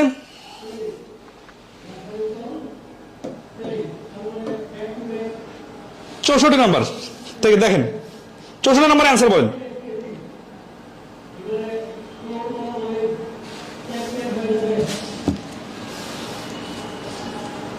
যখন বর্গমূলটা ডিলিট করা যাচ্ছে না তখন কিন্তু এটা অমূলদ সংখ্যা হয়, এটা কিন্তু আমরা শুরুতে দেখছিলাম। ঠিক আছে, 64 নম্বর দেখেন 5 + √7। এখন আপনার কিন্তু খুব সিরিয়াসলি কনফিউশন লাগে যাবে। কনফিউশন কি যে 5 তো পূর্ণ সংখ্যা, এটা তো মূলদ, √7 তো অমূলদ, সেটা তো জানি, কিন্তু এই দুইটা যখন একসঙ্গে করে দিবে তখন কি হবে? তখন কিন্তু এটা অমূলদ হয়ে যাবে। ঠিক আছে, কারণ রুট ডিলিট করা না গেলেই কিন্তু এটা অমূলদ। তাহলে এই প্রশ্নের অ্যান্সার হচ্ছে অমূলদ। আচ্ছা, তারপর সেই নিচের কোনটি মূলদ সংখ্যা? আচ্ছা, এই যে একটু আগে যে ক্রাইটেরিয়া গুলো দিছিল ওগুলো এখানে গুণ অবস্থায় দেওয়া আছে। ঠিক আছে, আচ্ছা তাহলে গুণ অবস্থায় এখন কি বার করতে বলছে? মূলদ। মূলদ মানে হচ্ছে কি পূর্ণ সংখ্যা। তার মানে আমরা দেখবো যে কোনটা কোনটা গুণ করলে পূর্ণবর্গ সংখ্যা হয়ে তার উপর রুটের কারণে ওটা পূর্ণ সংখ্যা হয়ে যাবে। তাহলে 2 আর 8 গুণ করলে 16, এর উপর হোল রুট দিলে 4, তাহলে এটা পূর্ণ সংখ্যা হয়ে গেছে। আমাদের তো পূর্ণ সংখ্যায় দরকার, তাহলে এটা অ্যান্সার, বাকিগুলো টেস্ট করা দরকার নাই। কারণ কি? কারণ দেখেন 2 4 দুগুণা 8, 8 এর উপর রুট, এটা রুট ডিলিট করা যাচ্ছে না। 9 দুগুণা 18, রুট ডিলিট করা যাচ্ছে না। 3 লং 27, এটাকে রুট ডিলিট করা যাচ্ছে না। তাহলে রুট ডিলিট করা গেলে মূলদ, রুট ডিলিট করা না গেলে অমূলদ। দশমিকের পরে আনলিমিটেড সংখ্যা হলে অমূলদ, দশমিকের পরে আনলিমিটেড সংখ্যা না হলেই মূলদ। এইরকম ছোট ছোট কথাগুলো একটু মনে রাখলে, প্র্যাকটিস করার মাধ্যমে, তাহলে বহুরূপী বিভিন্ন প্রশ্ন আসলেও আপনারা পারবেন। আচ্ছা এখন আসি এই যে 66 নম্বর প্রশ্নটা, এটা আমরা মানে এইখানে অ্যাড করে দিয়েছিলাম। আসলে জটিল সংখ্যার প্রশ্ন অত বেশি আসে না, তো পরবর্তীতে দেখা যাচ্ছে যে 2টা বিসিএস এর জটিল সংখ্যার প্রশ্ন আসছে। তো এটা হচ্ছে -8 এর উপর রুট গুণন -2 এর উপর রুট। বলছে কি যে এটা সমান সমান কত? আর এই প্রশ্নের সমাধান বোঝার আগে আমাদেরকে বুঝতে হবে ঋণাত্মক সংখ্যার বর্গমূলটা সবসময় এটা কিন্তু প্র্যাকটিক্যাল সংখ্যা, মানে এটা হচ্ছে ইমাজিনারি সংখ্যা বা জটিল সংখ্যা। তো জটিল সংখ্যা যখন হবে তখন কিন্তু আমরা যেভাবে পূর্ণ সংখ্যার হিসাব করলাম না, যেমন ধরেন আছে এই 8 এর উপর রুট আর 2 এর উপর রুট দিলে কি হয়, আমরা 16 এর উপর ওভার রুট দিলাম না, এটা দেওয়া যাবে কারণ এটা পূর্ণ সংখ্যা, ঠিক আছে। এটার উপর পাওয়ার হাফ, এটার উপর পাওয়ার হাফ। রুলস আছে কি যে রুটের উপর এক্স, রুটের মানে ওয়াই এক্স এর উপর রুট, ওয়াই এর উপর রুট গুণ থাকলে এক্স আর ওয়াই হোল রুট দেওয়া যাবে যদি এক্স আর ওয়াই দুইটাই গ্রেটার দ্যান 0 হয়।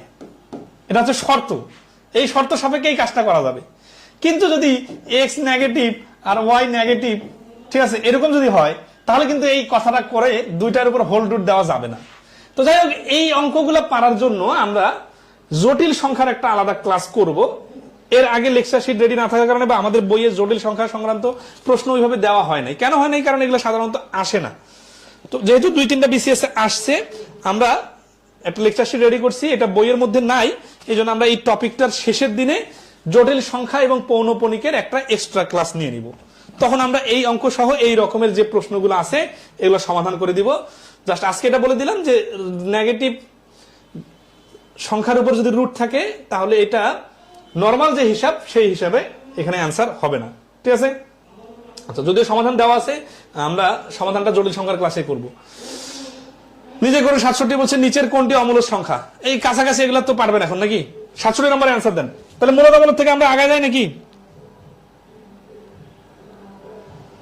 তাহলে হচ্ছে যে সংখ্যা 16/9। আচ্ছা, তাহলে আমরা কি শিখছিলাম যে আমাদের রুট ডিলিট করতে হবে, এই ডিলিট করার চেষ্টা করতে হবে, ঠিক আছে। অমূলদ বলছে, তাহলে এখানে 2 দিয়ে 4 কে কাটলে 2, এটা 2 রুট ডিলিট হয় না। 49 এর উপর রুট মানে রুট ডিলিট হয়। এখানে 36 আর 64 দেখে তো বোঝা যাচ্ছে কাটাকাটি করার দরকার নাই। 64 এর বর্গমূল 8, 36 এর বর্গমূল 6, আর এখানে 16 আর 9, তার মানে 4/3। তাহলে ভগ্নাংশ আকারে লেখা যাচ্ছে, পূর্ণ সংখ্যা লেখা যাচ্ছে, ভগ্নাংশ আকারে লেখা যাচ্ছে। তাহলে এটাকেই শুধু ঝামেলা, রুটটা ডিলিট করা যাচ্ছে না। তাহলে এটা হচ্ছে আমাদের অ্যান্সার অমূলদ। আশা করি মূলদ অমূলদ নিয়ে আর সমস্যা তেমন হবে না।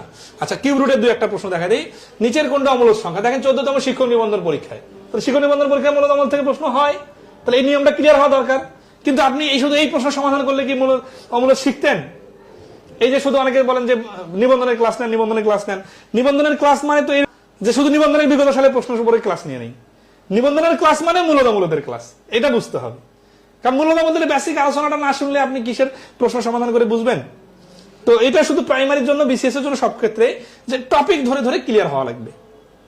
তাহলে নিচের কোনটি অমূলদ সংখ্যা? এখানে বারবার রিপিট হয়ে যাচ্ছে প্রশ্নগুলা, এটা পারবেন। এই যে এটা দেওয়া আছে, এখন এটা যখন অ্যান্সার দিয়ে দিচ্ছেন তখন দেখেন যে এই খ দেখতে হবে কিউব রুট 2, তাহলে এটা কিন্তু রুট ডিলিট করা যাচ্ছে না। এখানে কিউব রুট 25, এটাও ডিলিট করা যাচ্ছে না। তার মানে এগুলোতে রুট যেহেতু থেকে যাচ্ছে, সেহেতু এগুলো সবগুলো হচ্ছে অ্যান্সার। শুরুতে অ্যান্সার দিয়ে বসে দিলে থাকলে কিন্তু হবে না, ঠিক আছে। ওকে, 69 ই এবং পাই কি ধরনের সংখ্যা? এটা তো একটা শুরুতে বললাম যে ই এর মান আর পাই এর মানটা দশমিকের পর আনলিমিটেড সংখ্যা আসে, এই জন্য এটা অমূলদ সংখ্যা হয়, ঠিক আছে। আসে আমরা তাহলে মূলদ অমূলদের চ্যাপ্টার মোটামুটি ক্লোজ নাকি? আচ্ছা, তাহলে আমরা মূলদ অমূলদের পরে এখানে ক্রমিক ধারাবাহিক সংখ্যা পড়বো। এখানে নিয়মটা কাটা পড়ে গেছে। আমরা এখন একটা নতুন নিয়ম শুরু করবো। আমাদের বইয়ের মধ্যে 70 নম্বর অঙ্ক থেকে শুরু হবে, ঠিক আছে। এই আইটেমটার উপরে নাম দেওয়া ছিল, নামটা কাটা পড়ে গেছে। তাহলে আমরা মোটামুটি মূলত আমাদের প্রশ্নগুলো পাবো। তারপরে যদি কারো কোনো সমস্যা থাকে, আমাদের যেহেতু এটা পেইড গ্রুপের ক্লাসে আপলোড দেওয়া থাকবে, ওইখানে যে কেউ প্রশ্ন করলে আমরা সমাধান করে দিব, ঠিক আছে। এটা হচ্ছে এখন আমরা শিখবো ক্রমিক আর ধারাবাহিক সংখ্যা। এটা কিন্তু খুব ইন্টারেস্টিং ক্লাস। এখন আমরা নিয়ম একটা শিখবো। তাহলে এই যে দেখেন একটা নিয়ম শিখলাম, এখন আরেকটা নিয়ম শিখবো, তারপর একটা নিয়ম শিখবো, এইভাবে 3-4টা ক্লাসের মধ্যে সংখ্যা অধ্যায়ের যত নিয়ম আছে ক্লিয়ার হয়ে যাবো। সময় লাগবে কয়দিন? 1 সপ্তাহ। 1 সপ্তাহে যা কিছু শিখবেন, আপনার সারা জীবনে সংখ্যার উপর এত কিছু শেখা হয় নাই। এটা করে দেখবেন যে আপনি যে কোনো পরীক্ষায় সংখ্যার উপর যে প্রশ্ন আসতেছে পারবেন। তাহলে এইভাবেই তো ম্যাথ শেখা দরকার, তাই না? তো 70 নম্বর কি বলতেছে? বলছে পরপর 5টি সংখ্যার যোগফল 535 হলে সবচেয়ে বড় সংখ্যাটি কত হবে, ঠিক আছে। আচ্ছা, ধারাবাহিক সংখ্যার বেসিকটা একটু দেখি। যে কোনো টপিকের যখন আমরা নতুন নিয়ম শুরু করবো, তখন বেসিকটা খুব মনোযোগ দিয়ে শুনবো, তাহলে কি হবে, পরের অঙ্কগুলো অটোমেটিক্যালি পারবো। ধারাবাহিক সংখ্যা মানে হচ্ছে ধরেন 5, 10, 15, এটা ধারাবাহিক সংখ্যা। ধারাবাহিক সংখ্যা একটা, দুইটা, তিনটা এরকম যখন বিজোড় সংখ্যা হবে তখন এই ধারাবাহিক সংখ্যাগুলার মাঝখানের সংখ্যাটা হবে এদের গড়। ঠিক আছে, তাহলে এই 5, 10, 15 এর যোগফল যদি বাড়ি করে বলে তাহলে কি করবো আমরা? 5 আর 10, 15, 15, 15, 30। এখন এটা ছোট সংখ্যা, কাছাকাছি সংখ্যা, এই জন্য আমরা 30 বলে ফেললাম। কিন্তু যদি এরকম বলতাম যে এরকম 10টা সংখ্যা দেওয়া আছে, যোগফল কত? তাহলে 5, 10, 15, তারপরে 30, তারপরে 20, তারপরে 25 এভাবে যদি যোগ করি অনেক সময় লাগবে না? তাহলে কিভাবে স্মার্টলি করা যায়? স্মার্টলি করার টেকনিকটা আমরা এখান থেকে শিখে নেই যে এখানে 1, 2, 3টা সংখ্যা আছে, আবার এগুলো ধারাবাহিক সংখ্যা আছে, আবার তাহলে এদের মাঝখানের সংখ্যাটা হচ্ছে 10। তাহলে এখানে 3টা সংখ্যার যোগফল বাড়ি করতে বলছে, তাহলে 3 10 30। তার মানে মাঝখানের সংখ্যাটা যেহেতু গড়, তাহলে 3টা সংখ্যার গড় 10 হলে সমষ্টি হবে 30। এইভাবে বাড়ি করলে স্মার্টলি দ্রুত বাড়ি করা যাবে। তো ধারাবাহিক সংখ্যার উপর প্রচুর প্রশ্ন হয়, আমরা এখনই দেখবো অনেকগুলো প্রশ্ন, কিন্তু এর বেসিকটা হচ্ছে এটা। আচ্ছা, কেন এমন হয়? এর কারণ হচ্ছে এই ধারাবাহিক সংখ্যার কারণে 10-এর থেকে 15 হচ্ছে 5 বেশি, আর 10-এর থেকে 5 হচ্ছে 5 ছোট। তাহলে এখানকার অতিরিক্ত 5 টাকা নিয়ে আসে যদি একে দিয়ে দেই, তাহলে এও 10 হয়ে যাবে, ও 10 হয়ে যাবে। তাহলে দেখেন 3টা সংখ্যা যখন 10, 10, 10, তাহলে এদের গড়ও তো 10 হয়ে যাবে। তাহলে এই কারণেই মাঝখানের সংখ্যাটা গড় হয়। এখন বলতে পারেন যদি বিজোড় সংখ্যা মানে 3টা না হয় 4টা হয়, 4টা হলে কি হবে দেখেন, ধরুন হচ্ছে 5, 10, 15, 20, তাই না? 4টা সংখ্যা তখন গড় কি হবে? আচ্ছা, তখন যেটা গড় হয় এই মাঝখানের সংখ্যা দুইটার মিডিলে গড় থাকে, অথবা প্রথমটার শেষটার যোগফলের গড় বাড়ি করলে, অর্ধেক বাড়ি করলে গড় হবে। যেমন 20 আর 5 25, 25কে 2 দ্বারা ভাগ করলে 12.5। দেখেন এই যে 10 আর 15 মাঝখানে কিন্তু 12.5 আছে। এগুলো আমরা সিরিজ অধ্যায়ে দেখবো, ঠিক আছে? তবে এখানে আমরা এতটুকু বুঝলাম যে বেজোড় সংখ্যক হলে মাঝখানেরটা গড়, আর জোড় সংখ্যক হলে শুরুরটার শেষটা যোগ করে 2 দ্বারা ভাগ। তার মানে এখানে গড়ে বাড়ি করতে হয়, ঠিক আছে? যেমন ধরেন 1, 2, 3, 5, 7 এদের গড় কত? এই 4টা সংখ্যা, ঠিক আছে? তাহলে এটা তো ধারাবাহিক সংখ্যা, যেহেতু 2, 2, 2, 2 করে বাড়তেছে, তাহলে গড় হবে কত? 3 আর 5 এর মাঝখানে আছে 4, অথবা 1 আর 7 যোগ করে 8, 8 এর অর্ধেক হচ্ছে 4। ঠিক আছে, আশা করি মূল পয়েন্টটা ক্লিয়ার।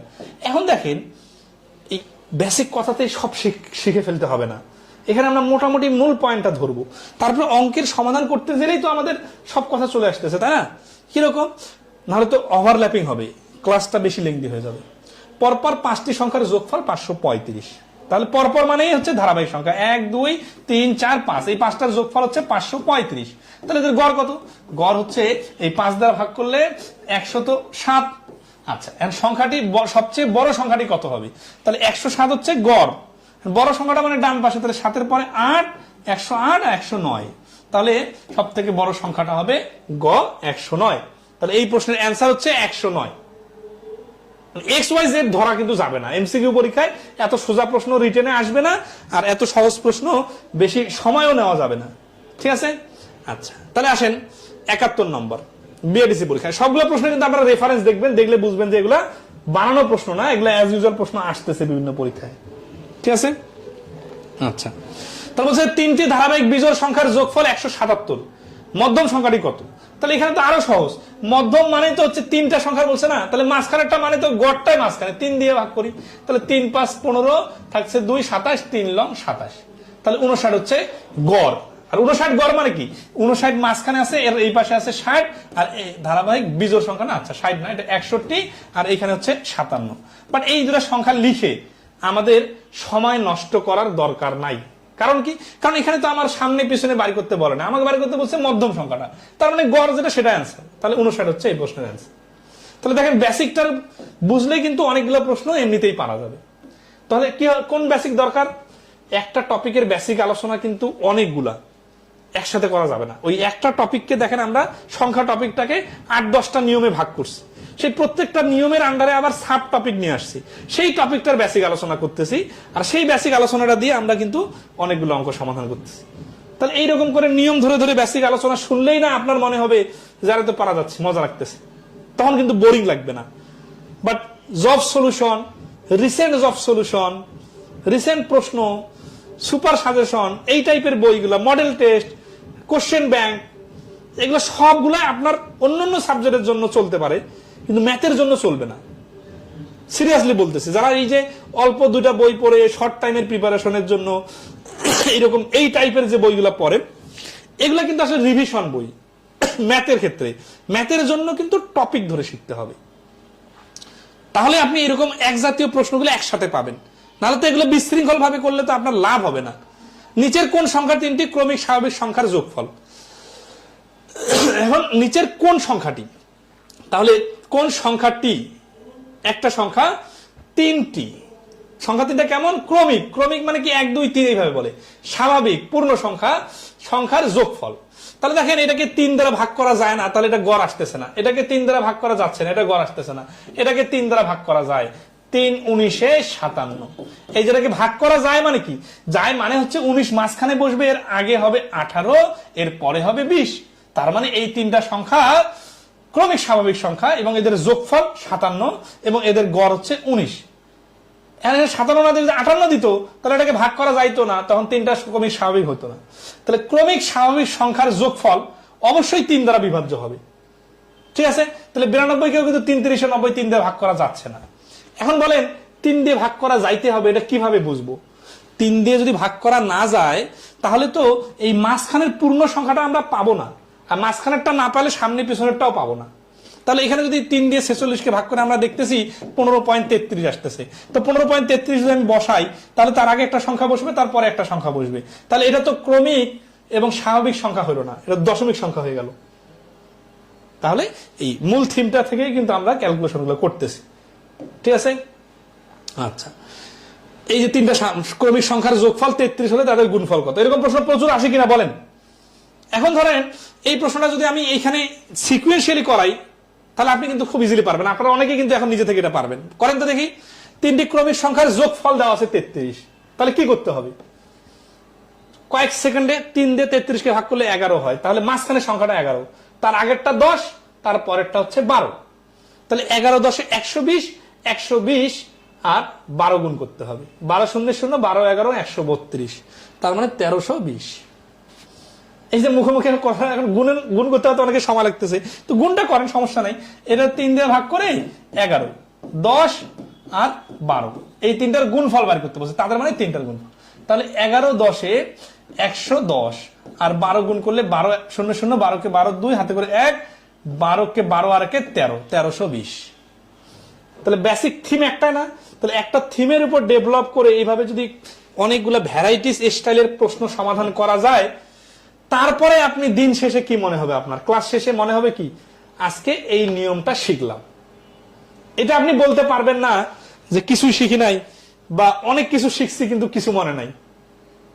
আপনি অল্প একটু শিখবেন কিন্তু এটা আপনার অনেক দিন মনে থাকবে। এবং এটা যখন আবার পরীক্ষা নিব, আপনি আবার রিভিশন দিবেন। এই ক্লাসটা যদি কেউ বেশি দুর্বল হন, সে যদি আবার 2 3 বার দেখেন, তখন কিন্তু চাইলেও ভুলে যেতে পারবেন না। এত সহজ না, কারণ এগুলো তো আপনার অপ্রয়োজনীয় বা মানে একেবারে আননোন জিনিস না, অনেকেই আপনারা চেনেন। কিন্তু দেখেন এই প্রশ্নটা 74 নম্বর, 74 নম্বর অ্যান্সার বলেন তো দেখি, আপনাদের কিছু করতে দেই। এই ম্যাথগুলো রিটেনে আসলে আপনারা যারা যে কোনো ম্যাথের রিটেনের ব্যাপারে বলবেন, বলার সময় আমাকে 2-1টা স্যাম্পল প্রশ্ন দেখাইতে হবে।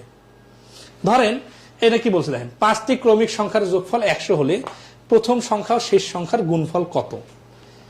এইটা রিটেনে আসার মতো প্রশ্ন না। রিটেনে আসার মতো প্রশ্ন পেছনের দিকে আছে, আমি সমীকরণ ধরাই, এক্স ধরাই, ওগুলো সুন্দর করে করাই দিব।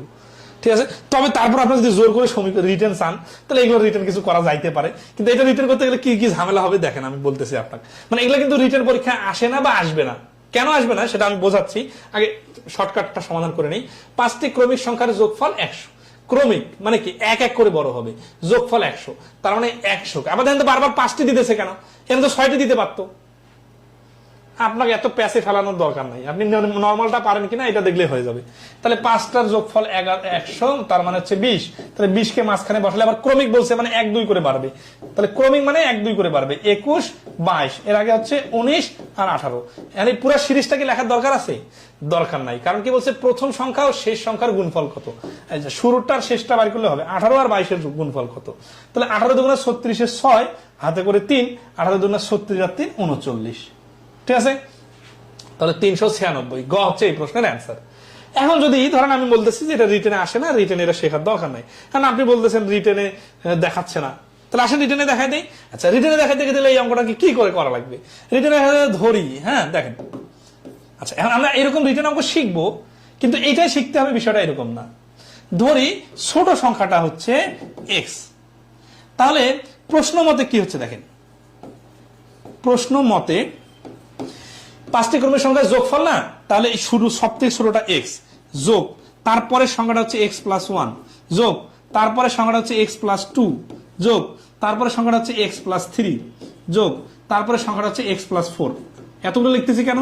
কারণ আমাকে 5টা মিলাইতে হবে, এই 5টা ইকুয়াল টু 100। তাহলে এখানে কয়টা এক্স আছে? 5টা এক্স আছে। আর কি আছে? আর 1 2 3 4 আছে। তাহলে 1 2 3 1 2 3 3 3 6 4 10 এক্স প্লাস, তাহলে 5x প্লাস 10 ইকুয়াল টু হচ্ছে 100। তাহলে 5x equal to 90 R x এর মানটা হচ্ছে 18। তাহলে ছোট সংখ্যাটা হচ্ছে 18 আর বড়টা কত? এই যে এইটা হচ্ছে বড় সংখ্যা। তাহলে 18 প্লাস 4 সমান সমান 22। তাহলে গুণফল কত? গুণফল হচ্ছে 18 গুণন 22 সমান সমান, এই যে গুণ করছিলাম আমরা 396। এইভাবে তো নাকি? আচ্ছা, আসলে চাইলে কিন্তু সবকিছু করে দেওয়া যাবে। আমরা যখন বেসিক থিমটা ধরবো এবং কিছু প্রশ্ন, স্যাম্পল কিছু প্রশ্ন রিটেনে করব, তখন মোটামুটি কিন্তু ওই টাইপের যে কোনো প্রশ্ন আসলে পারবো। বাট সব প্রশ্ন তো রিটেন করা যাবে না, এটা আপনাদের বুঝতে হবে। ঠিক আছে? আচ্ছা, ওকে, তাহলে নেক্সট আসি আমরা। হ্যাঁ, দুটি ক্রমিক স্বাভাবিক বিজোড় সংখ্যার যোগফল 16 হলে সংখ্যা দুটি নির্ণয় করুন। ক্রমিক এবং বিজোড় এবং সংখ্যা, স্বাভাবিক সংখ্যা। ঠিক আছে? আচ্ছা, কি করতে হবে? দুটা ক্রমিক। আচ্ছা, এখানে দেখেন, এইখানে এই যে একটা সুন্দর উদাহরণ দিছিলাম না, ওই উদাহরণটা থেকে কিন্তু প্রশ্নটা আসছে। কিরকম বলছিলাম না, মনে আছে? দেখেন 1 2 3 4, এগুলোর গড় কত? এখন এগুলোর গড় তো এখানে 4টা সংখ্যা আছে, তাহলে গড় হচ্ছে এই 1 আর 4 এর যোগফল অথবা 2 3 এর যোগফলের গড়, মানে এদের মাঝখানে আছে। কারণ এখানে 2টা সংখ্যা, এখানে 4টা সংখ্যা আছে, তাহলে মিডলে তো কোনো সংখ্যা নাই, তাই না? আচ্ছা, তখন কি করতে হয়? তখন যেটা করতে হয়, ধরেন 1 3 5 7, তখন যেটা করতে হয়, এই মাঝখানের সংখ্যা দুটার মাঝখানে আছে গড় 4। তো এই জিনিসটা এরকম যে দুটি ক্রমিক স্বাভাবিক বিজোড় সংখ্যা, বিজোড় সংখ্যা বলছে, এবং ক্রমিক বিজোড়, ক্রমিক বিজোড় মানে পরপর।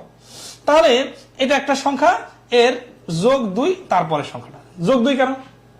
কারণ জোড় আর বিজোড় সংখ্যার মধ্যে ডিফারেন্স হয় কিন্তু 2। যেমন ধরেন 5, এরপরের বিজোড় সংখ্যাটা কত? 6 কিন্তু না, কারণ এটা তো জোড়। তারপরে বিজোড়টা কত? 7। তাহলে 5-এর সাথে 7-এর ডিফারেন্স 2 না? তাহলে এই সংখ্যার ডিফারেন্স হচ্ছে 2। আচ্ছা, এখন তাহলে আমরা যদি এটাকে যদি রিটার্ন করি, তাহলে কি করবো জানেন? x প্লাস ওয়াই সমান সমান 16, x মাইনাস ওয়াই সমান সমান 2। আর x আর y কি?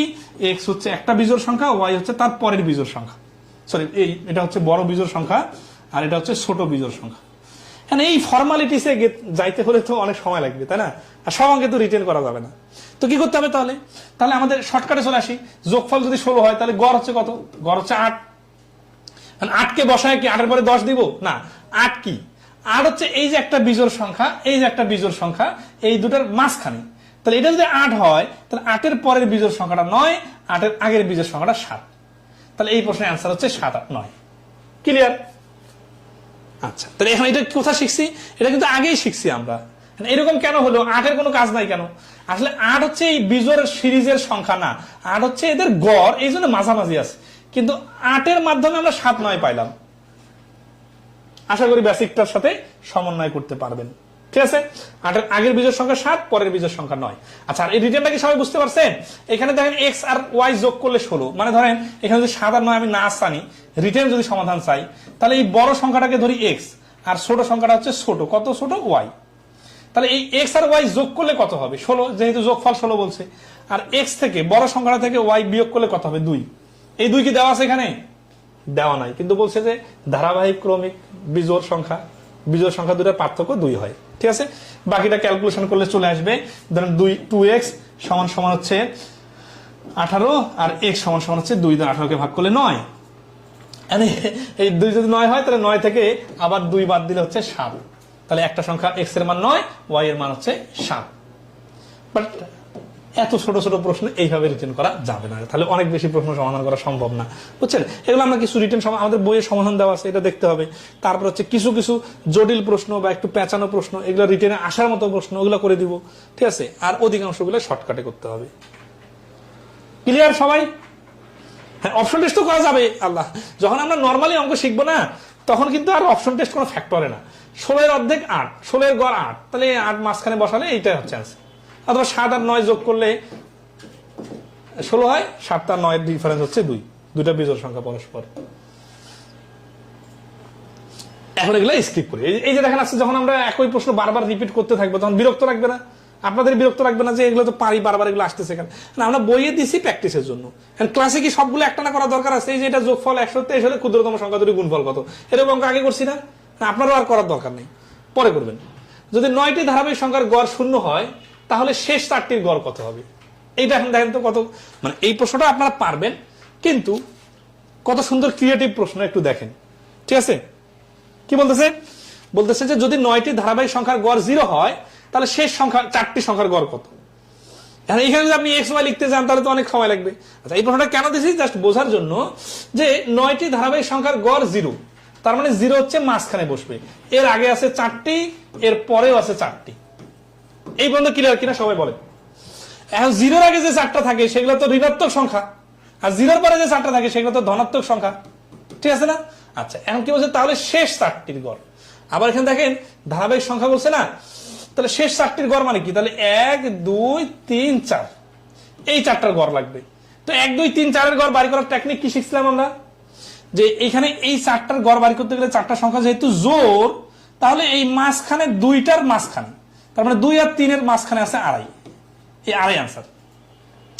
অথবা এইভাবে যদি আমি দেখতে না পারি, তাহলে আমরা লিখবো 1 + 4 / 2, তার মানে 5/2 = 2.5। তাহলে এই প্রশ্নের আনসার হচ্ছে 2.5। তাহলে বেসিক টেকনিক কিন্তু শুরুতেই আমরা শিখছিলাম। তো মূলত আমরা দেখছিলাম যে বেসিক শুরুতে যেগুলো শিখছিলাম ওগুলোর পরে বিভিন্ন অ্যাঙ্গেলে প্রশ্ন হয়েছে। তো এখানেও কিন্তু ধারাবাহিক সংখ্যাতেও ওই বেসিক কথাগুলোর উপর ভিত্তি করে কিন্তু প্রশ্নগুলো আসতেছে। তো 77 কি ক্লিয়ার সবার? বলেন। অনেকে গড় 0 দেখে আবার উল্টাপাল্টা মনে করতে পারেন, ঠিক আছে? আচ্ছা, তাহলে 78 নম্বরটা করি। 78 নম্বরটা দেখেন, 8টি ধারাবাহিক বিজোড় সংখ্যার গড় 400 হলে, ঠিক আছে, সব থেকে ছোট সংখ্যাটি কত? এখানে কয়েকটা ক্রিয়েটিভ কথা আছে, সেই কথাটা দেখতে হবে। বিজোড় 8টি, 8 কিন্তু জোর সংখ্যা, মানে জোরটি, মানে জোর সংখ্যক সংখ্যার গড় 400। তাহলে আমরা কিন্তু মাঝখানে 400 বসাতে পারবো কি? যায় না। আচ্ছা, এখন একটা খেয়াল করি। আগে বলতেছে সংখ্যাগুলো বিজোড়, আবার গড় বলতেছে 400।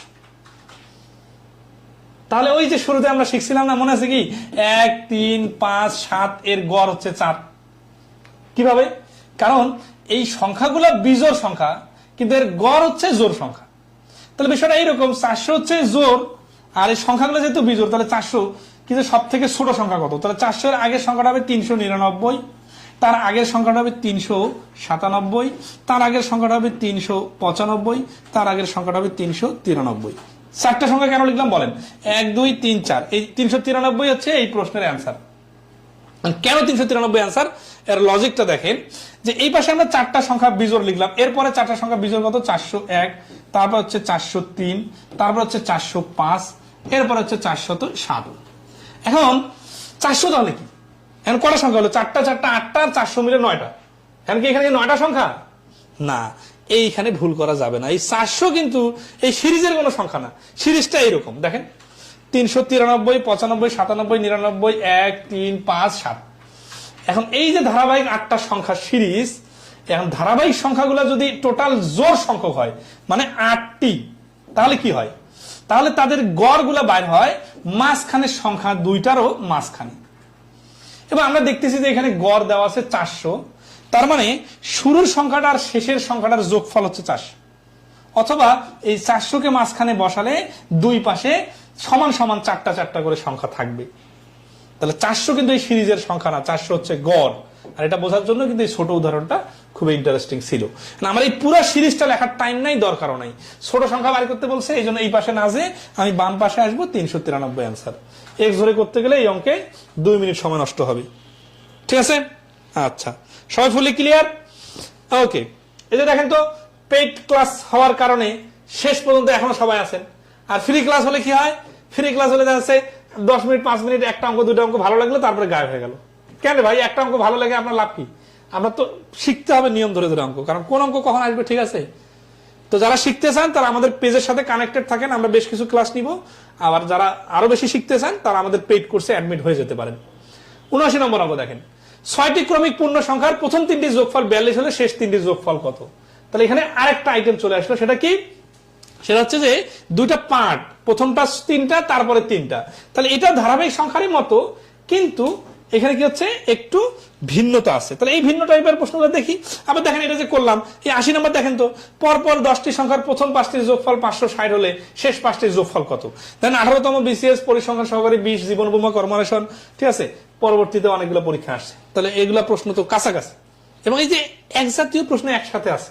তাহলে আমরা প্রথমটা মনোযোগ দিয়ে শিখি, তাহলে তারপরের প্রশ্নগুলো পারবো। সেটা হচ্ছে যে এখানে যখন বলছে 6টি ক্রমিক পূর্ণ সংখ্যার প্রথম 3টির যোগফল 42, তার মানে 1 2 3 প্রথম 3টি। তাহলে আসলে কি 3টা দিয়ে শেষ না? 4 5 6, এই টোটাল 6টা সংখ্যা পরপর বলছে, মানে কি ছোট থেকে আস্তে আস্তে বড় হচ্ছে।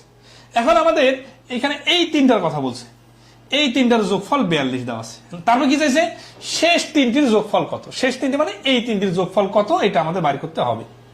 তাহলে এই অঙ্কটা আমরা 2-3 ভাবে করতে পারি। আবার প্র্যাকটিক্যালি বুঝি যে 42 এর গড় কত, যেহেতু পরপর সংখ্যা বলছে তাহলে 14, তাহলে এইখানে 14 বসবে, এটা আমরা কনফার্ম। তাহলে এখানে যদি 14 হয় তাহলে এটা 15, আর এটা হচ্ছে 13, তাহলে 15 হলে এটা 16, এটা 17, এটা 18। তাহলে আমাদের কি হয়েছে? শেষ 3টি যোগফল চাইছে।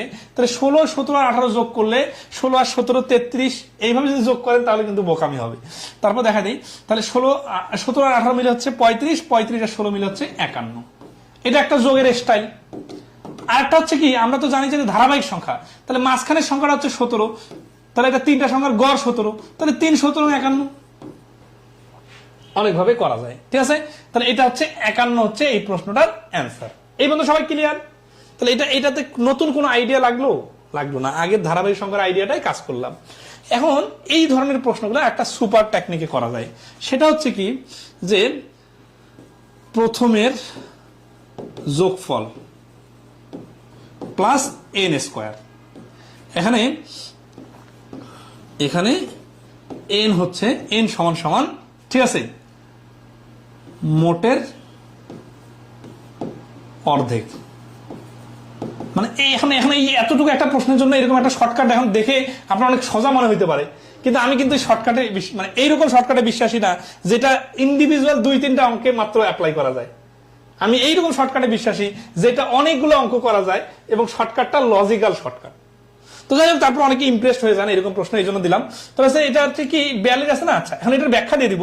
এই প্রশ্নটা অ্যান্সার এই 14-15 বাড়ি করা লাগতো না, মুখে মুখে বলা যেত কি হবে, টোটাল যেহেতু 42, প্রথম 3টার যোগফল, পরের 3টার যোগফল হবে প্লাস n স্কয়ার।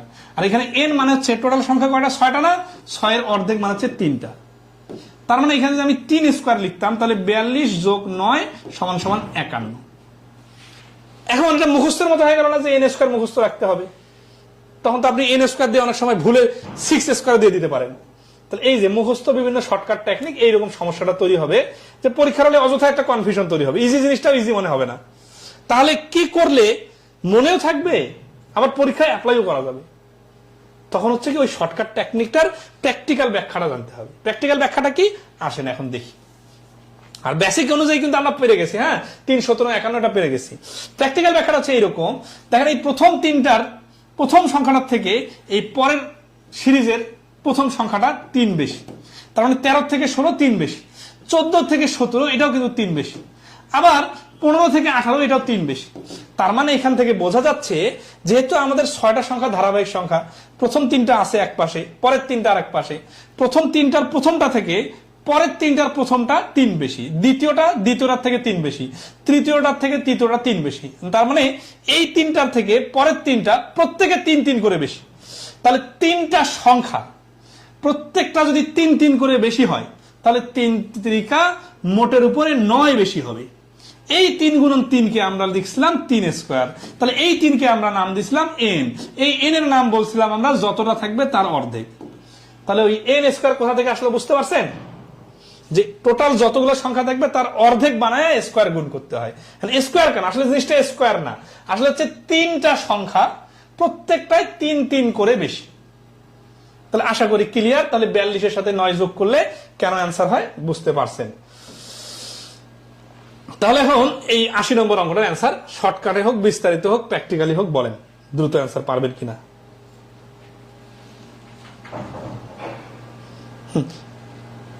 আচ্ছা স্যার বেশি ট্রিক্স বেশি ভুলে যাওয়ার পসিবিলিটি, আমরা কি এরকম ট্রিক্স দেখাচ্ছি সেটা দেখেন। আচ্ছা আরেকটা বিষয় বলি, যে আমরা কিন্তু আপনাকে মজা দেওয়ার জন্য ক্লাস নিতেছি এরকম না, দেখেন আমরা কিন্তু ধারাবাহিকভাবে আগাচ্ছি। এখানে কিছু প্রশ্ন আপনার মজা লাগবে, কিছু প্রশ্ন অনেক তিতা লাগবে, তো ঔষধ তিতা লাগলেও কিন্তু খেতে হয়। তার মানে কিছু কিছু নিয়ম, কঠিন নিয়মের অঙ্ক করালে আপনার মাথার উপর দিয়ে যাবে, ঠিক আছে না। আপনারা অনেকে আছেন শুধু মজা চান, ভাই মজা দিয়ে কি কাজ, আপনার তো শিখতে হবে, আপনার তো অসুখ সারতে হবে, মজা লাগলেও করতে হবে, না লাগলেও করতে হবে। সংখ্যার প্রথম 5টির যোগফল 560 হলে শেষ 5টির যোগফল কত? তাহলে এটা 5 সেকেন্ড অ্যান্সার কি 560 আর 10টার 5টা, তাহলে 5 এর উপরে স্কোয়ার, তার মানে 560 আর 25 585 ঘ অ্যান্সার। এই যে 5 সেকেন্ড 10 সেকেন্ড মুখে মুখে যে বলি, বিষয়গুলো তো এমনি এমনি না, তাই না? আচ্ছা এটার অ্যান্সার বলেন। আচ্ছা আগের অ্যান্সারটা বুঝছেন না, 81 নম্বর অ্যান্সার তাহলে কি হবে? আমরা তো এগুলো রিটার্নও করতে পারবো, ভেঙে ভেঙে করতে পারবো, ধারাবাহিক সংখ্যার যে বেসিক লজিক সেটা দিয়ে করতে পারবো, আর শর্টকাটটাও মনে রাখতে পারবো, ঠিক আছে? তাহলে 27 এর সাথে 3 3 9 যুক্ত হলে হয়ে যাবে 36। এই প্রশ্নটাও পরীক্ষায় আসছিল, রেফারেন্সটা তো মিস হয়ে গেছে, ঠিক আছে? আচ্ছা এটা আসছে কি বলছে 82 নম্বর, 81 নম্বর অ্যান্সার সবাই দিয়েছেন তো? হ্যাঁ 36 উত্তর, এই তো সবাই খুব ভালো পারতেছেন। ওকে নীল অস্পরি বলছেন খুব ভালো লাগে এই বইটা, ক্লাস করলে তো আরো বেশি ভালো লাগে। আর বই পড়েছি এত ভালো লাগেনি, নিজে নিজে বই পড়লে যত ভালো লাগে ক্লাস করলে তো আরো বেশি ভালো লাগবে, এটা স্বাভাবিক। 80 নম্বরটা নতুন করে বোঝানোর, আচ্ছা 80 নম্বরটা একজন নতুন করে বলছে, এই প্রশ্নটা অনেক ফেমাস একটা প্রশ্ন, তো মানে রিপিটেড হয়, ঠিক আছে? এটাতে হচ্ছে কি, এই যে 560 আছে না, 560 এর সাথে যোগ 10টা সংখ্যা আছে, এই জন্য 10 এর অর্ধেক 5টা, মানে প্রথম 5টা থেকে পরের 5টা 5 5 করে বেশি, এই জন্য 5 স্কোয়ার, ঠিক আছে? যোগ 25 সমান সমান 585। কিন্তু এইভাবে অঙ্ক করলে হয় কি, অনেক অঙ্কটা ফিল করতে পারে না, দেখতে পারে না। কিন্তু আমরা তো এই এত বড় অঙ্কটাকে আপনাকে দেখাইতে চাচ্ছি না, আমরা এর জন্য আগের অঙ্কটার অনেক পোস্টমর্টেম করে, একেবারে যেমন তেলাপোকাকে কেটে কেটে ডাক্তারে শেখায় না জীববিজ্ঞানে, তো এরকম পোস্টমর্টেম করে দেখাইছি, যাতে আপনি পরের অঙ্কগুলোতে ওই জিনিসটা ফিল করতে পারেন। এখন এটা যদি আপনি দেখতে চান, তাহলে এই ধরনের আপনার এতগুলো চিত্র আট করে করে দেখাইতে হবে, এই 5টা প্রশ্ন সংখ্যা, এখানেও 5টা সংখ্যা আছে, ঠিক আছে? এদের থেকে এরা 5 5 করে বেশি, এটার থেকে 5 বেশি, এটার থেকেও 5 বেশি, এখন সবগুলা কি হবে, তাহলে 25 বেশি হবে, এই জন্য 25। এই কথাগুলো তো আগের অঙ্কে চলে আসছে, এই জন্য রিপিটেড করলে ক্লাসটা বোরিং হয়ে যাবে, এই জন্য আমরা একটু স্কিপ করতেছি। আচ্ছা এখন কি বলছি, একটা বিজোড় পূর্ণ সংখ্যার 5 গুণের সাথে পরবর্তী বিজোড় পূর্ণ সংখ্যার 3 গুণ যোগ করলে 62 হয়। প্রথম বিজোড় পূর্ণ সংখ্যাটি কত? সবগুলাই সুপার টেকনিক খোঁজা যাবে না, কিছু কিছু অঙ্ক আছে আপনার ফর্মাল নিয়মে নর্মাল স্টাইলে করতে হবে, ঠিক আছে? আচ্ছা তাহলে কি বলছে, একটা বিজোড় পূর্ণ সংখ্যা, তাই না? তাহলে 5 গুণের সাথে, এখন বিজোড় পূর্ণ সংখ্যা 5 গুণ মানে কি, পরবর্তী বিজোড়। তাহলে এখানে দেখেন নর্মাল একটা বিজোড় পূর্ণ সংখ্যা এক্স ধরি, অনেকে আবার এক্স ধরতে ভয় পায়, মনে করি এক্স জোর না বিজোড় কিভাবে বুঝবো, এক্স কে যা নাম দিবেন তাই হবে। তাহলে একটা বিজোড় পূর্ণ সংখ্যার 5 গুণের সাথে, তাহলে এই যে 5x সাথে পরবর্তী বিজোড়, এখন এক্স এর পরবর্তী বিজোড় কত? এক্স এর পরবর্তী বিজোড় মানে হচ্ছে এক্স প্লাস 2, পূর্ণ সংখ্যার 3 গুণ যোগ করলে, এই যে 3 গুণ করলাম, যোগ করলে 62 হয়। তাহলে এটা হচ্ছে প্রথম বিজোড় সংখ্যা, এটা হচ্ছে দ্বিতীয় বিজোড় সংখ্যা, এর সাথে 5 গুণ করলাম, এর সাথে 3 গুণ করলাম, তারপর আবার যোগ করলাম, যোগ করলে 62 হয়। এখন বলেন যে এই অঙ্কে কি কোনো টেকনিক কাজ করবে আপনার? এটা তো অ্যাজ ইউজুয়াল ভাবে লিখতে হবে। এখন এক্স তো সবসময় অ্যাভয়েড করে ম্যাজিক খোঁজা যাবে না, ঠিক আছে? এই যেগুলো হচ্ছে রিটেনের স্টাইলের লজিক, 3 দুগুণা 6 ইকুয়াল টু 62। তাহলে 3x আর 5x মিলে হচ্ছে 8x, আর এই 6 ওই পাশে চলে গেলে হচ্ছে 56। তাহলে এক্স এর মান হচ্ছে 7। উত্তর কি চাইছে? প্রথম বিজোড়, তাহলে প্রথম বিজোড় তো হচ্ছে এক্স, তাহলে এক্স এর মান হচ্ছে 7, এই 7 হচ্ছে অ্যান্সার। তাহলে বুঝতে সবাই বিষয়টা? ওকে তাহলে আসি মোটামুটি ক্লিয়ার। এইভাবে আমরা যখন একদিন পর পরে ক্লাস নিব, কেউ যদি একদিন ফুললি ক্লাস করে, করার পরে তারপরের দিন যে গ্যাপটা থাকবে, ওইখানে যদি বন্ধু বান্ধবীরা মিলে গ্রুপ স্টাডি করে, মানে ক্যাম্পাসে হোক, সংখ্যাটি বৃহত্তম সংখ্যাটি 3 গুণ অপেক্ষা 40 কম, বৃহত্তম সংখ্যাটি কত? দেখেন তো এই প্রশ্নগুলো চাইলে এখন আমি শর্টকাটে মুখস্থ করতে পারবো না, এখানে কিন্তু সুন্দর করে লিখতে হবে। তাহলে পরে 3টি ক্রমিক জোড়পূর্ণ সংখ্যার, ক্ষুদ্রতম সংখ্যাটি, তাহলে সবথেকে ছোট সংখ্যাটা বৃহত্তমটির বড়টির 3 গুণ অপেক্ষা 40 কম। এইখান থেকে আমরা শিখবো কিভাবে রিটেন অঙ্ক ডেভেলপ করে, কিভাবে ম্যাজিক ছাড়াই অঙ্ক করতে হয়, সব ম্যাজিক দিয়ে হয় না, ঠিক আছে? আচ্ছা, মানে অ্যানালগ সিস্টেম। তো সেটা হচ্ছে কি যে 3টি ওকে ক্রমিক মানে পরপর সংখ্যা, জোড় সংখ্যা বলছি। তাহলে ছোট সংখ্যাটা যদি এক্স, তারপরেরটা হবে x+2, তারপরেরটা হবে x+4। কেন 2 2 ডিফারেন্স? এটা আমরা জোড় বিজোড়ের ক্লাসে দেখছিলাম। ক্ষুদ্রতম সংখ্যাটি, এই ক্ষুদ্রতম সংখ্যা হচ্ছে এটা, ঠিক আছে? বৃহত্তমটির 3 গুণ অপেক্ষা 40 কম। তাহলে এটা প্রশ্ন মতে তাহলে কি হবে? আচ্ছা, আর পরীক্ষার হলে যদি এমসিকিউ এর জন্য অ্যান্সার দেন, এত কিছু লিখবেন না, ডাইরেক্ট প্রশ্ন মতে লাইন শুরু করবেন। বড়টার সাথে 3 গুণ করলে ছোটটার তুলনায় 40 বেশি হয়। আচ্ছা, এটা আবার বোঝাই দিই। পূর্ণ সংখ্যাটি ক্ষুদ্রতম সংখ্যাটি, তাহলে এই ক্ষুদ্রতম সংখ্যাটি, এই সংখ্যাটা বৃহত্তমটির, তাহলে এই বৃহত্তমটির এইটার 3 গুণ, তাহলে এইটার থেকে 3 গুণ অপেক্ষা 40 কম। 40 কম মানে কি? এই ছোট সংখ্যাটা, তাহলে এই ছোট সংখ্যাটা কম, তার মানে ডিফারেন্স হচ্ছে 40। তাহলে এখানে আসি 3x plus 12 minus x equal to 40। X চলে গেলে 2x, এই 12 ওই পাশে চলে গেলে 28, তাহলে এক্স এর মান হচ্ছে 14। তাহলে এই প্রশ্নটার অ্যান্সার কি চাইছে? বৃহত্তম সংখ্যাটা চাইছে, তাই না? তাহলে বৃহত্তম সংখ্যা তো হবে x 14 সাথে 4 যোগ, তাহলে বৃহত্তম সংখ্যা হবে 14 আর 4। আচ্ছা, এগুলো একটু লিখে দিলে অনেকে ভালো বুঝে, হ্যাঁ, মানে আমি একটু শর্টে লেখার চেষ্টা করি। তো বৃহত্তম সংখ্যাটা হচ্ছে 14 যোগ 4 সমান সমান 18। তাহলে এই প্রশ্নের অ্যান্সার হচ্ছে গ 18। ঠিক আছে? আচ্ছা, সবাই কি ক্লিয়ার কিনা বলেন? 84 নাম্বার, 6টি ধারাবাহিক বিজোড় সংখ্যার গড়ের 6 গুণ সবচেয়ে বড় সংখ্যাটি 4 গুণ অপেক্ষা 12 বেশি। এই যে সিজিডিএফ এর অডিটরে পরীক্ষা দিয়ে আসে, অনেকের মাথা ঘুরে গেছিল। দেখেন তো এরকম কিরকম প্রশ্ন আছে। তাহলে আমরা অনেক ইজি ম্যাথ করাবো, আবার অনেক ক্রিয়েটিভ ম্যাথও করাবো, কারণ প্রত্যেকটা নিয়মের শুরুতে ইজি, তারপরে মাঝারি, তারপরে কঠিন কঠিন ম্যাথ আছে। এখন কোনো একটা ক্লাসের কোনো একটা ছোট্ট নিয়ম দেখে মেজার করা যাবে না, ধাপে ধাপে আগালে আপনি বুঝবেন যে কি আছে এই বেসিক ম্যাথে। তাহলে 6টা ধারাবাহিক বিজোড় সংখ্যার গড়ের 6 গুণ সবচেয়ে বড়টি 4 গুণ অপেক্ষা 12 বেশি। এখন এখানে এক্স ওয়াই না ধরলে তো অঙ্কটা সাজানো যাচ্ছে না, তাই না? তাহলে এখানে যে এক্স ওয়াই ধরার যে নিয়মটা শিখবো, ওইটাই তো আমি রিটেনে ইউজ করব। তাহলে মোটামুটি রিটেনেরও অনেকটা ডেভেলপ হয়ে যাবে। ঠিক আছে? তাহলে দেখি যে 6টি ধারাবাহিক বিজোড়, তাহলে এক্স থেকে শুরু করে, এখন বিজোড় বলতে কি প্রত্যেকবার কিন্তু 2 2 করে যোগ হবে। ঠিক আছে? তাহলে 2 করে যোগ করলে কত হচ্ছে? 6 10 8 আর হচ্ছে 10। এটা কটা হলো? 1 2 3 4 5 6টা। তাহলে 6টা সংখ্যার গড়ের 6 গুণ। আচ্ছা, এখান থেকেও কিছু টেকনিক বাইর করা যায়, বাট আমরা ফর্মাল রিটার্নটা দেখি। তারপরে কিছু অঙ্ক আছে না, যে ধরেন আছে আপনি রিটার্ন আকারে করলেন মানে যে একেবারে অনেক বেশি লেংথি করে ফেলবেন, এরকম না। রিটার্নটা একটু ছোট করে লেখা, তাহলেও তো একটু রিলিফ হবে এমসিকিউ এর জন্য, তাই না? তো আমরা ওই জিনিসটাও দেখাবো।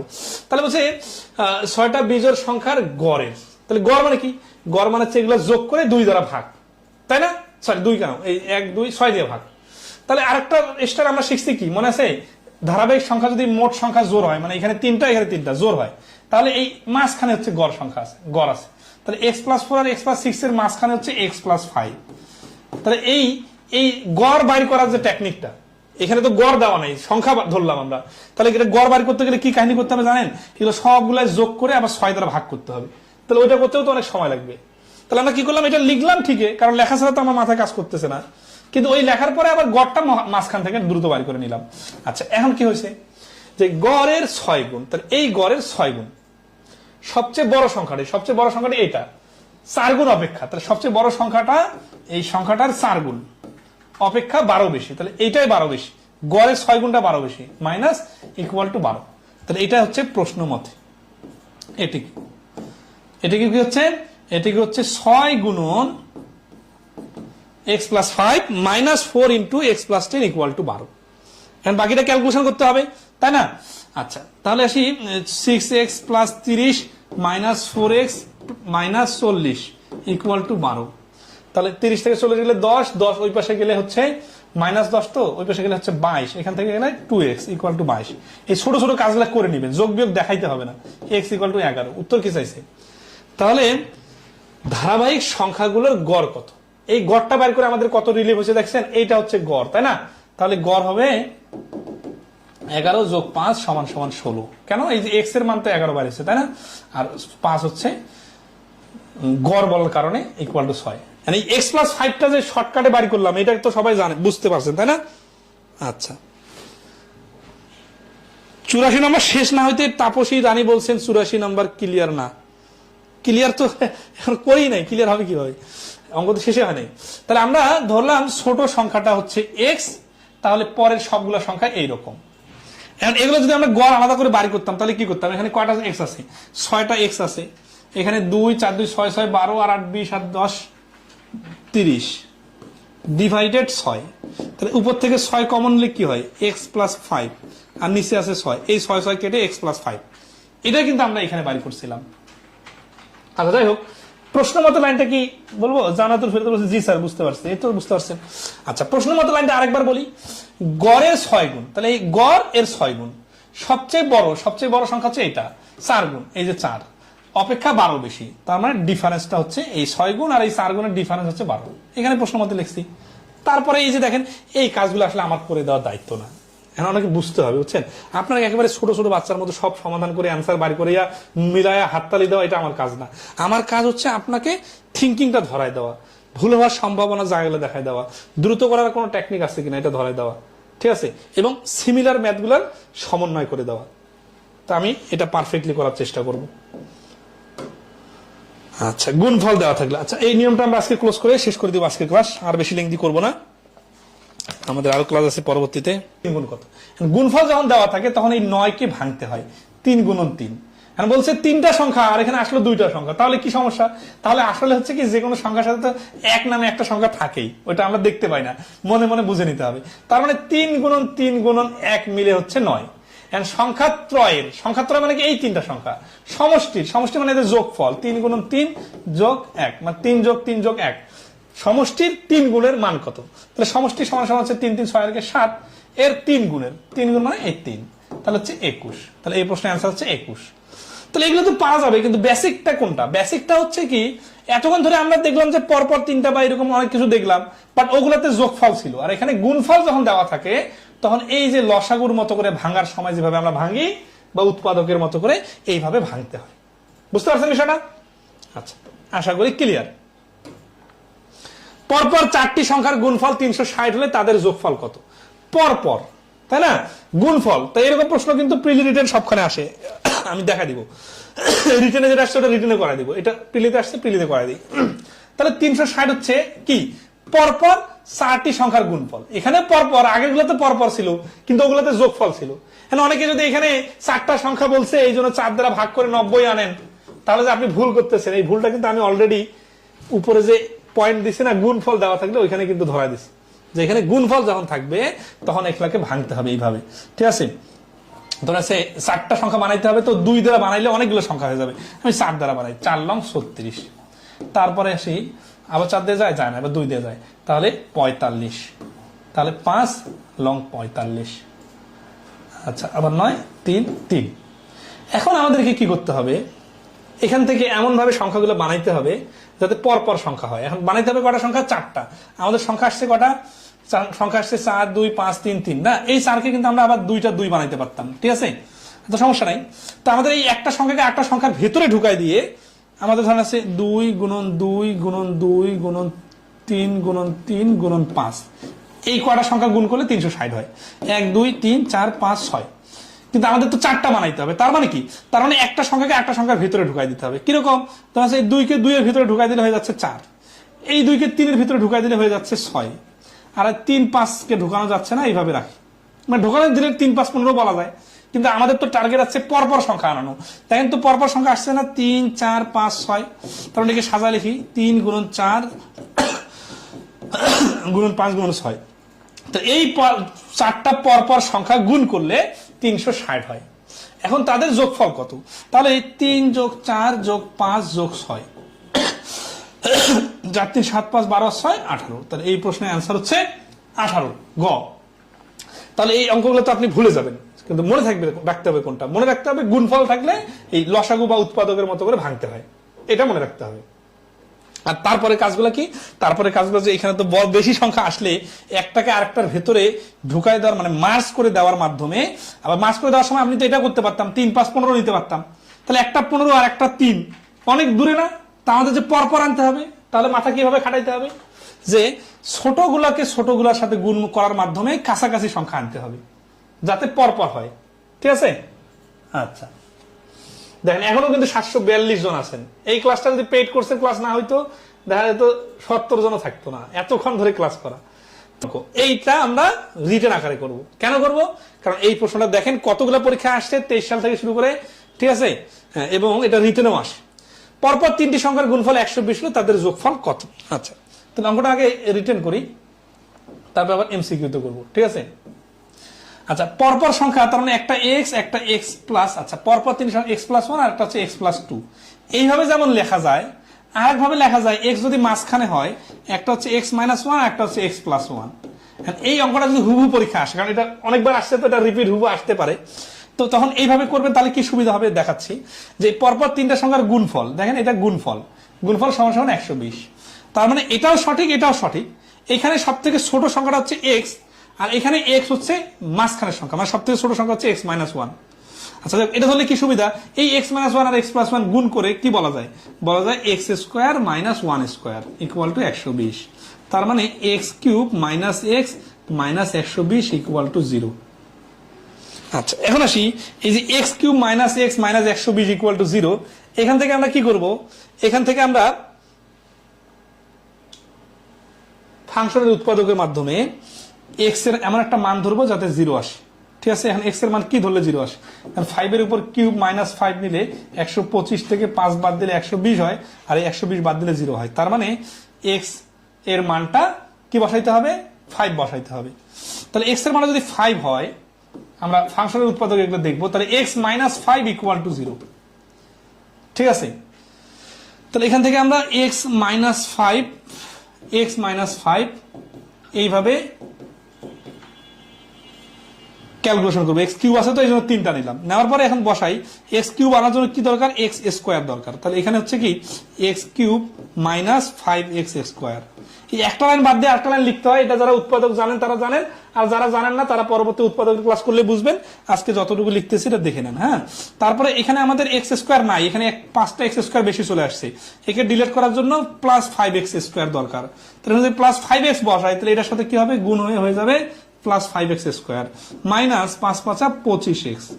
এখানে আমাদের একটা মাইনাস এক্স আছে, আর এখানে আমাদের 25x চলে আসলো, তাহলে 24টা এক্স বেশি হয়ে গেছে না, তাহলে 24টা এক্স বাদ দেওয়ার জন্য আমার এখানে প্লাস 24x দরকার। তাহলে প্লাস যদি 24 নেই, এই 24 আর এক্স গুণ করে প্লাস 24x মাইনাস 120।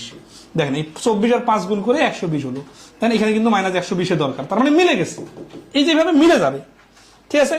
আচ্ছা, মিলে গেলে কি হবে এখন দেখেন, তাহলে এখান থেকে আমরা নিতে পারি এক্স মাইনাস 5, এটা সমান সমান 0। হ্যাঁ, আর এটা হচ্ছে x square plus 5x plus 24 equal to 0। এই 24 কে 12 দুগুণা 24, 3 আসছে 24, এখানে মাইনাস 0 নাই দেখে এটা কিন্তু নেওয়া যাচ্ছে না। তার মানে আমরা বলতে পারি এক্স মাইনাস 5 ইকুয়াল টু 0 আর এক্স এর মান সমান সমান 5।